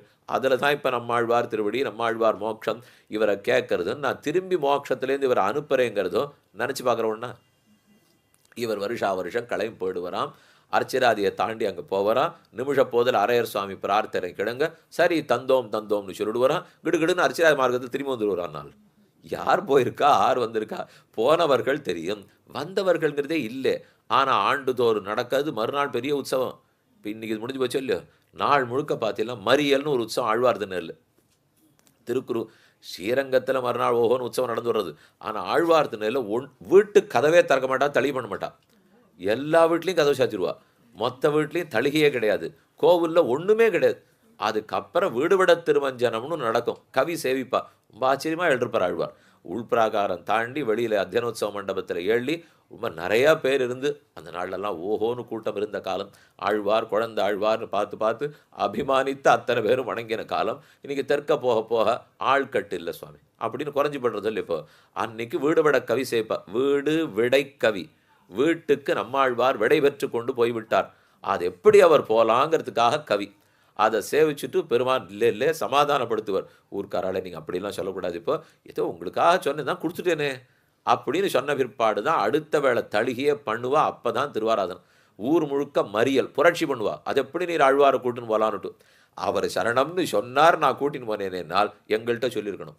எங்கள் ஊர் ஆழ்வார் இருந்தால் எங்கள்கிட்ட அனுமதி பெற்றுன்னு தான் நீங்கள் போயிருக்கணும்னால் அது அந்த ஊர்க்காரர்களுக்கே இருந்த நிஷ்டை. உண்டோ வைகாசி விசாகத்து கொப்பொரு நாள், உண்டோ சடகோபர் கொப்பொருவர், உண்டோ திருவாய்மொழி கொப்பு தென் குருவைக்குண்டோ ஒரு பார்தலில் ஒக்குமூர்னு ஆழ்வாரே அதனுடைய பெருமையை பாடினாரோ இல்லையோ. அப்போ அந்த இடத்துல பார்த்தோம்னால் பெருமானுக்கு இருக்கிற சுவாதந்திரம் எத்தையும் கொடுக்கிறார், எத்தையும் மாத்துறார். அந்த சுவாதந்திரத்தின் அடியாகத்தான் இந்த ஆச்சாரியாபிமானத்தை ஏற்படுத்தி வச்சிருக்கார். இப்போ ரெண்டுத்துக்கும் வித்தியாசம் இருக்குது. அந்த ரெண்டுத்துக்கு நடுவில் ஒரு வித்தியாசம் இருக்குது. இதில் கிடைக்கிறது சரண்ய ஹிருதய அனுசாரியாக இருக்கணும். ஆனால் அதில் கிடைக்கிறதுக்கு அப்படி அனுசாரியாக இருக்க வேண்டியது இல்லை. இல்லை, நிச்சயமாக அனுசாரியாக இருக்கும்னு அர்த்தம். நாம் பற்ற போனாலும் அவர் பற்ற வந்தாலும் கண்டிப்பாக அனுசரித்து தான் இருக்கும். இப்போ அடுத்தது பார்க்கணுமே, பிரபத்தி அனுஷ்டிக்கிறோம். அந்த பிரபத்திக்கு அங்கமாக இருக்குமா ஆச்சாரியாபிமானம்? சரணாகதி பலிக்கணும். அதை அப்படி இப்படி எங்கேயானு விட்டு போனாலும் போயிடும். இதை பிடிச்சுனுட்டா நிச்சயமாக பலிச்சிடும் அப்படின்னு சொல்லலாம். இல்லை இல்லை, ஆச்சாரியாபிமானத்தினாலேயே மோட்சம் கிடச்சிடும் என்று சொல்லலாம். இதன் மூலம் இதுவே இதைத்தான் சாட்சாத்து சுதந்திரமாக ஆச்சாரியாபிமானம் மோட்சத்தை கொடுக்கும். இல்லை இல்லை, அங்கமாக கொடுக்கும். அங்கமானா நான் பிரபத்தி சரணாகதி தான் பண்ண வரேன், அந்த சரணாகதிக்கு அங்கமாக. இதுக்கும் பாரத்வாஜ சம்ஹிதையில் பிரமாணம் சொல்லியிருக்கார். அழகா சொல்கிறார், பிரணாமஹா கீர்த்தனம் விஷ்ணோஹோ ஸ்மரணம் வாபி கேவலம். பிரணாமஹா பெருமானை வணங்குவது, கீர்த்தனம் பாடுவது, விஷ்ணோ ஸ்மரணம் வாபி இல்லை ஸ்மரிப்பது, ஏகைக்கமபிச்ச அங்க ஏகைக்கம் இதில் ஏதோ ஒரு அங்கமானது குறைஞ்சி படுத்தினால், இப்போ நான் இப்படி சரணாகதி பண்ணணும்னா இப்போ இப்படி பண்ண வேண்டுமோ இல்லையோ, அதில் ஏதானும் ஒன்று குறைஞ்சி படுத்தினாலும் பிராக்ஞ சமாச்சரேத்து, ஆச்சாரிய அபிமானத்தில் ஒதுங்கி ஆச்சாரியத்தில் சரணாகதி பண்ணிட்டானால் அந்த பிரபத்தியில் என்ன குறைவுகள் இருந்தாலும் இது அதை நிறைவுபடுத்தி காரியத்தை முடிச்சுடும். இதுதான் பிரமாணம். இப்போ எனில் அப்போ ஆச்சாரிய அபிமானம்ங்கிறது என்ன நிலையில் நிற்கிறது? பிரபத்தியை பூர்த்தி அடைய வைக்கிறதுக்காக இருக்குது. சரணாகதி பூர்த்தி ஆகணும், அது ஆகிறதுக்காக இப்போ ஆச்சாரியாபிமானத்தில் இருக்கும். இது ஒன்றா? இப்போ இதை இன்னொன்று பார்க்கணுமே, அப்படின்னா இதை அங்கத்தையாக பண்ணுறது, அங்கமாக பண்ணி இதை பண்ணி பிரபத்தி மூலம் மோட்சத்துக்கு போகிறது, பருமானம் பிடித்து அடைவது. ஆஹா, அப்படி வேண்டாம் சுவாமி. நேரையே ஆச்சாரியாபிமானம் மோட்சமா? அதுவே பெற்றுக் கொடுக்குமானா அதுவும் கொடுக்கும். ஆச்சாரியாபிமானமே கொடுக்குமானால் ராமானுஜர் மோட்சம் கொடுப்பார்னு தான் சொல்கிறோம். ரங்கநாத பெருமான் கொடுக்காதவர்க்கும் ராமானுஜர் கொடுப்பார்னு சொல்கிறோம். நேற்றுக்கு ஒரு பாசுரம் விண்ணப்பிச்சேன். அதாவது நல்லவன் தோழி ஆண்டாள் கார்கோடல் பூக்கள் 10ஆம் பதிகம் நாச்சியார் திருமொழி பாடி அதனுடைய கடைசியில் சாதிக்கிறாள், நல்லவன் தோழி நாகணவிஷ நம்பரர் செல்வர் பெரியர் சிறு மாண்டவர் நாம் செய்வதன். நம்மளால் என்ன பண்ண முடியும்? இப்போ அவரோ பெரிய செல்வந்தர், பாட்டுக்கு நேர்த்திக்கு அர்த்தம் ஒரு பகுதி மட்டும் சொல்லியிருக்கேன். இப்போ இதை சேர்த்தா தான் அந்த பாட்டுக்கு இருக்கிற அர்த்தமே பூர்த்தி ஆகும். நல்லவன் தோழி செல்வர் பெரியர் நாகணமிஷ நம் பரர், நாகணமிஷை கிடக்கிறார் பரனான நம்ம பெருமான், அவன் செல்வன் பெரியன். நம்மகிட்ட கிட்டக்கெல்லாம் நெருங்கவே முடியாது இப்போ. அதனால மேலே சொல்கிறார், இப்படி செல்வர் பெரியர் சிறுமானிடவர் நாம் செய்வதன் மேலே வில்லிபுதுவை விட்டு சித்தர் தங்கள் தேவரை வல்லபரிசி வருவிப்பரேல் அது காண்டும். வில்லிபுத்தை விட்டு சித்தர் பெரியாழ்வார், பெரியாழ்வார் வல்லபரிசி வருவிப்பரேல், விட்டு சித்தர் தங்கள் தேவரை வல்லபரிசி வருவிப்பரேல். அப்படின்னா தங்கள்ங்கிறத பிரிச்சார்னு சொன்னேன். தன்னோட பெருமாளை சேர்த்துக்கவே இல்லை. இப்போ விட்டு சித்தர் தங்கள் தேவர், எனக்கு அவருக்கு நேர் தொடர்பு இல்லை, எனக்கும் விட்டு சித்தருக்கும் தொடர்பு. விட்டு சித்தர் தங்கள் தேவர், விட்டு சித்தருக்கு தெய்வமாக பெருமான் இருக்கிறார்னால் அப்போ அவர் பார்த்து கூட்டு வந்து கொடுக்கணும். விட்டு சித்தர் தங்கள் தேவரை வல்லபரிசி வருவிப்பரேல், அவர் கூட்டு வந்து பெருமானை நிறுத்தட்டும். அதுக்கு வியாக்கியானத்தில் என்ன அழகாக எழுதியிருக்காரு தெரியுமா? எப்படி கூட்டி கொண்டு வந்து நிறுத்துவார்? ஆண்டாளுக்கு இப்போ பெருமான் வேணும், விட்டு சித்தரை நம்பி எடுத்து அவர் கூண்டு வந்து நிறுத்தணும். எப்படி நிறுத்துவார்னால், அவர் குளிக்க கூட்டு கொண்டு நிறுத்தட்டும், பூச்சூட கூட்டு கொண்டு நிறுத்தட்டும், காக்காயை கூப்பிடுறதுக்கு கொண்டு நிறுத்தட்டும், தளர்நடை நடந்ததுக்கு கொண்டு நிறுத்தட்டும், சப்பாணி கொட்டி கொண்டு நிறுத்தட்டும், எத்த கொட்டி கொண்டு நிறுத்தட்டும். எனக்கு அதை பற்றி இல்லை. வரிசா பாடின மொத்த பதிகத்தையும் எங்கள் எழுதிட்டார் வியாக்கியானத்தில். ஏன்னா முதல்ல இருந்து தொட்டில் ஆட்டி வேணும்னா கொண்டு நிறுத்தட்டும், அப்படின்னா ஆடுற மாட்டை ஆடணும், பாடுற மாட்டை பாடணும். அதெல்லாம் நான் பண்ணுறதா இல்லை. எங்கள் பெரியாழ்வாருக்கு இதெல்லாம் பண்ண தெரியும். அவர் வேணும்னா தொட்டிலாட்டி கொண்டு வரட்டும், கோல்வாராய் அக்கா அக்காயின்னு கொண்டு வந்து பண்ணட்டும். இப்போ இது தவழ்ந்ததை சந்திரனை பாருன்னு சொல்லி கொண்டு வரட்டும், இது குளிக்காத பிள்ளையை குளிக்கவான்னு சொல்லி கொண்டு வரட்டும், பூச்சூடிக்க மாட்டேங்கிற பிள்ளையை பூச்சூடி கொண்டு வரட்டும், எத்தையும் செய்யட்டும். இல்லை உட்காந்து ஆடுக செங்கீரைன்னு ஆடி ஆடி கொண்டு வரட்டும், சப்பாணி கொட்டி கொண்டு வரட்டும், எனக்கு தெரியாது. எப்படி உண்டோ அவர் கூட்டி கொண்டு வரட்டும், வந்து நிறுத்தினால் பற்றுவோம், இல்லை எனில் மாட்டோம் என்ன சொன்னதுனால், எப்போ விட்டு சித்தல் தங்கள் தேவர்னு பிடிச்சிட்டாலோ இதுதான் ஆச்சாரியாபிமானத்தில் பரகத ஸ்வீகார நிஷ்டை. அப்போ நாம் சென்று பற்றுவதும் இல்லை, அவராக வந்து பற்றுவார். அப்படிங்கிறது பரகத ஸ்வீகாரன்னுட்டு. இது இன்னொரு இடத்துலையும் பார்க்கலாம். இப்போ பசுர் மனுஷ பக்ஷிவா ஏச்ச வைஷ்ணவ சம்சரையாக தேனைவ தே பிரயாஸ்யந்தி தத்விஷ்ணோ பரமம் பதம். அழகான சம்ஹிதா வாக்கியம். பசு மனுஷா பக்ஷிவா ஏச்ச வைஷ்ணவ சம்சரையாக. ஏ யாரொருவர் பசுவோ மனிதனோ பக்ஷியோ, இந்த மூணு எதுவானா இருக்கட்டும், பசு மனுஷ பக்ஷிவா ஏச்ச வைஷ்ணவ சம்சரையாக, அந்த வைஷ்ணவனை பாகவதோத்தமனை யாரெல்லாம் பிடிச்சிருக்காளோ தேனைவ தே பிரயாஸ்யந்தி, தேன ஏவ அவர்களாலேயே அந்த ஆச்சாரிய அபிமானத்தில் ஒதுங்கினவர்களே மோட்சமடைகிறார்கள். இப்போ இதே ஸ்வகதத்தில் வைப்பீளா பரகதத்தில் வைப்பீளா? இது பிரமாணம் எடுத்தாச்சு. இந்த பிரமாணம் ஸ்வகதமா பரகதமானால் பார்த்தா ஏச்ச வைஷ்ணவ சம்சரையாக, யாரெல்லாம் பற்றினார்களோன்னு இருக்கேனால் யார் பற்றினார் இருக்கு பாருங்க. பசு பக்ஷி மனுஷன். மனிதனொத்தந்தான் ஸ்வகதமாகவும் பரகதமாகவும் முடியும். பக்ஷியோ மிருகமோ ஸ்வகதமா முடியவே முடியாது, பரகதமாகத்தான் முடியும் இல்லையா? வித்தியாசம் யோசிச்சு பாருங்க. பார்த்து பார்த்து எழுதியிருக்கா நம்ம முன்னோர்கள்லாம். ஒரு பிரமாணம்னா அலசி ஆராய்ஞ்சிடுவா. ஒரு பசு தானா போய் பற்றும், ஒரு பறவை தானா போய் பற்றுமா? இப்போ ஜட்டாயு மோட்சம் கொடுன்னு கேட்டாரான்னா அவர் பண்ண ஒரே காரியம் சண்டை போட்டார், விழுந்து விட்டார். ராமன் வந்தார், தூக்கி வச்சுட்டார். ஐயோன்னு உள்ளம் துடிக்கிறது, துடித்த வேகத்தில் கொடுத்துட்டார். அப்போ இது கொடுத்ததுன்னா பசுவோ பக்ஷியோ தாம் போய் பற்ற முடியாது, ஆச்சாரியன்தான் தொட்டாகணும், ஆச்சாரியன்தான் பற்றணும். அப்போ இந்த பிரமாணமே பரகத ஸ்வீகாரத்துக்கு தான் எடுக்கப்பட்டது. பசுர் மனுஷ பக்ஷிவா ஏச்ச வைஷ்ணவ சம்சரையாக தேனவே தே பிரயாசந்தி தத் விஷ்ணோ பரமம் பதம் அப்படிங்கிறது சொல்லப்பட்டிருக்கு. இன்னும் ரெண்டு சொல்கிறேன். ஒரு பாசுரம் சகதத்துக்கு, இன்னொரு பாசுரம் பரகதத்துக்கு. பழுதாகாதொன்னறிந்தேன் பார்க்கடலான் பாதம் வழுவா வகனனைந்து வைகள் தொழுவார். பழுதாகா வகை அறிந்தேன், பழுதாகா வகைங்கிறது அடிக்கோடு போன்றிருக்கோம். பழுதாகா வகை அறிந்தேன் பார்க்கடலான் பாதம் வழுவா வகனனைந்து வைகள் தொழுவார். பார்க்கடலான் பாதம் திருப்பார்க்கடலை சேனிச்சிருக்கிற பெருமானுடைய பாதம். பார்க்கடலான் பாதம் வழுவா வகனனைந்து, அந்த பாதத்தை விட்டுடாமல் யாரெல்லாம் இருக்காளோ அவர்களை நான் பிடிச்சிருந்தேன். இப்படின்னா அது பாகவதனை பற்றினது தானே. அப்போ பார்க்கடலான் பாதம் வழுவா வகனனைந்து, வழுவா வகனனைந்து வைகள் கொருவாரை கண்டிரஞ்சி, அப்படிப்பட்டவர்களை கண்டு நான் இறைஞ்சி வாழ்வன். அப்படிப்பட்ட வாழ்வார் கலந்த வினைகெடுத்து விண்திறத்து வீற்றிருப்பார் மிக்கு. இவர்களுக்கு பழுதாகாதொன்னறிந்தேன், இவர்களுக்கு விண்ணுலகத்துக்கு போகிறது விட்டே போகாது. நன்னா நீங்கள் கேட்டுக்கணும். கடைசி 5 நிமிஷங்கிறதுக்காக விட்டுவிடக்கூடாது. விட்டால் இத்தனை கேட்டதும் போடும். அப்போ என்ன இது முத்தாய்ப்புன்னா அங்கே தான் விஷயத்தையே வச்சுருக்காரு. இப்போ பழுதாகாதொன்றறிந்தேன், இது பழுதாகாதுன்னு தெரிஞ்சுட்டேன். எதை தெரிஞ்சுட்டேன்? இப்போ வழுவா வகனனைந்து வைகள் தொழுவாரை கண்டு இறைஞ்சி நான் போய் அப்படிப்பட்டவர்களை பிடித்து கொண்டேன்னா ஸ்வகதம். பாட்டு ஆச்சாரியாபிமானத்திலையும் ஸ்வகதத்தை சொல்கிறது. ஆனால் அந்த ஸ்வகதம்ங்கிறது வீணாயிடாது. ஏன்னா ஸ்வகதம்ங்கிறது வீணாகலாம் பெருமானை பற்றும் போது. ஏன்னா சரண்யகிருதி அனுசாரியா இல்லாத போகலாம். ஆனால் இது வீணாகாதுன்னு பாட்டில் இருக்கு பாருங்க. பழுதாகாது ஒன்றறிந்தேன், இதை நான் பண்ணாலும் பழுதாகாதுன்னு இருக்கே. அப்போ ஆச்சாரியாபிமானத்தில் 2 வகையும் பழுதாகாது, ஆனால் அங்கே பழுதாகலாம். இதில் பழுதாகா வகையறிந்தேன் ஆழ்வார் சொல்லி இன்னொரு பாட்டு பார்ப்போம். இதை சொல்லச்சே, மாறாய தானவனை வள்ளுகிறால் மார்விரண்டு கூறாக கீறிய கோளரியை வேறாக ஏத்தி இருப்பாரை வெல்லுமே மற்றவரை சாத்தி இருப்பார் தவம். மாறாய தானவனை, தானவன் தான் ஹிரண்யகசிபு. மாறாய தானவனை வள்ளுகிறால் மார்விரண்டு கூறாக, வள்ளுகிறால் நகத்தாலே மார்பு 2 கூறாக, மார்ப 2 கூறாக பிரித்து வேறாக ஏத்தி இருப்பாரை வெல்லுமே. அப்படிப்பட்ட ஹிரண்யகசிபை முறித்த நரசிம்ம பெருமானை ஏத்தி இருப்பார் யாரெல்லாம் பாடினிருக்காளோ அந்த ஆச்சாரியர்கள். வெல்லுமே மற்றவரை சாத்தி இருப்பவர் தவம். நரசிம்ம பெருமான நேர யார் பற்றியிருக்காளோ அவர்களை ஜெயிக்கும். எது ஜெயிக்கும்? அவரை சாத்தி இருப்பவர் தவம்.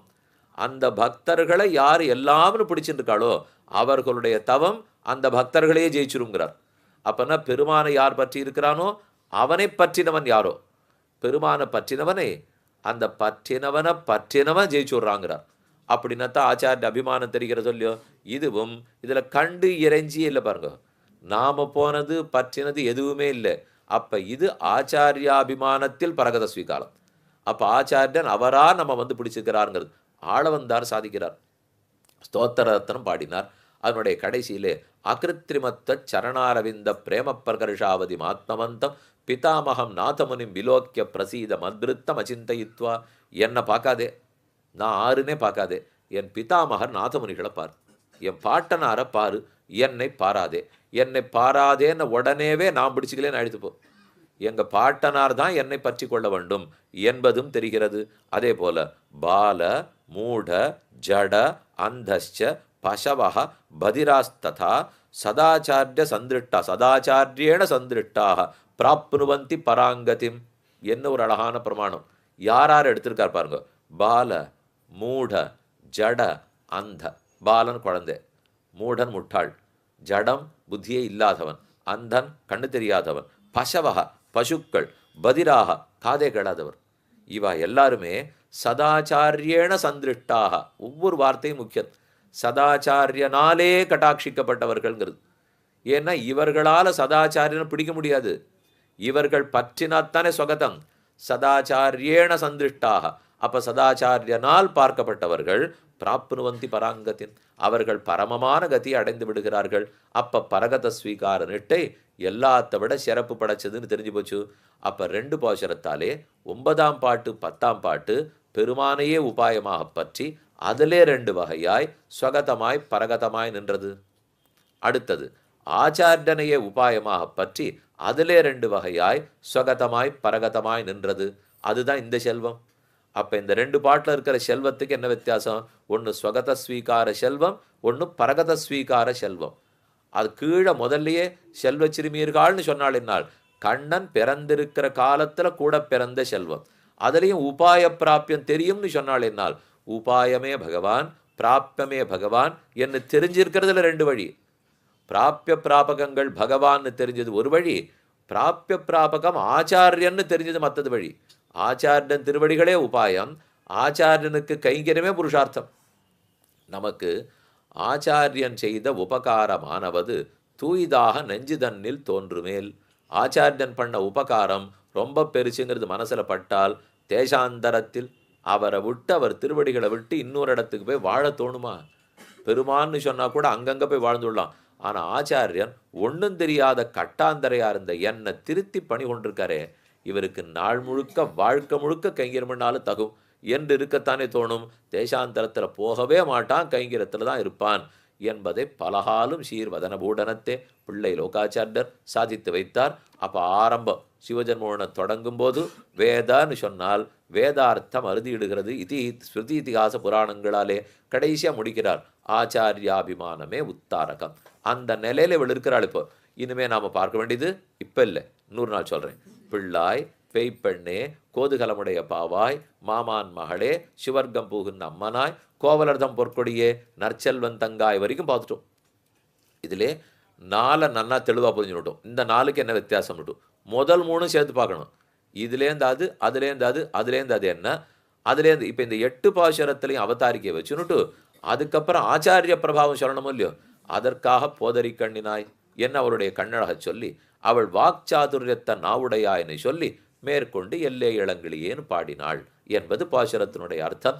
இன்றைய பாசுரத்தில் போதரி கண்ணினாய் குள்ள குளிர குடைந்து நீராடாதே பள்ளி கிடத்தியோ பாவாய் நீ நன்னாளால் கள்ளன் தவிர்ந்து கல என்று கூப்பிட அந்த பெண்ணும் இந்த கோட்டியில் சேர எல்லாருமாக அடுத்த திருமாளிகை அடைந்தார்கள் என்பது சரித்திரம். மேலே சொல்ல வேண்டியவர்களை நாளை காலை இந்த கோட்டியில் விண்ணப்பம் பண்ணுகிறேன். இப்போது 13வது பாசுர அனுசந்தானம். புள்ளின் வாய் கீண்டானை பொல்லாவரக்கனை கிள்ளி கிளைந்தானை கீர்த்திம பாடிப்போய் பிள்ளைகள் எல்லாரும் பாவை கிளம்புக்கார் வெள்ளி எழுந்து வியாழமுறங்கித்து புள்ளும் சிலம்பினான் போதரி கண்ணினாய் குள்ள குளிர குடைந்து நீராடாதே பள்ளி கிடத்தியோ பாவாய் நீ நன்னாளால் கள்ளந்தவிர்ந்து கலந்து ஏலோரெம் பாவாய்.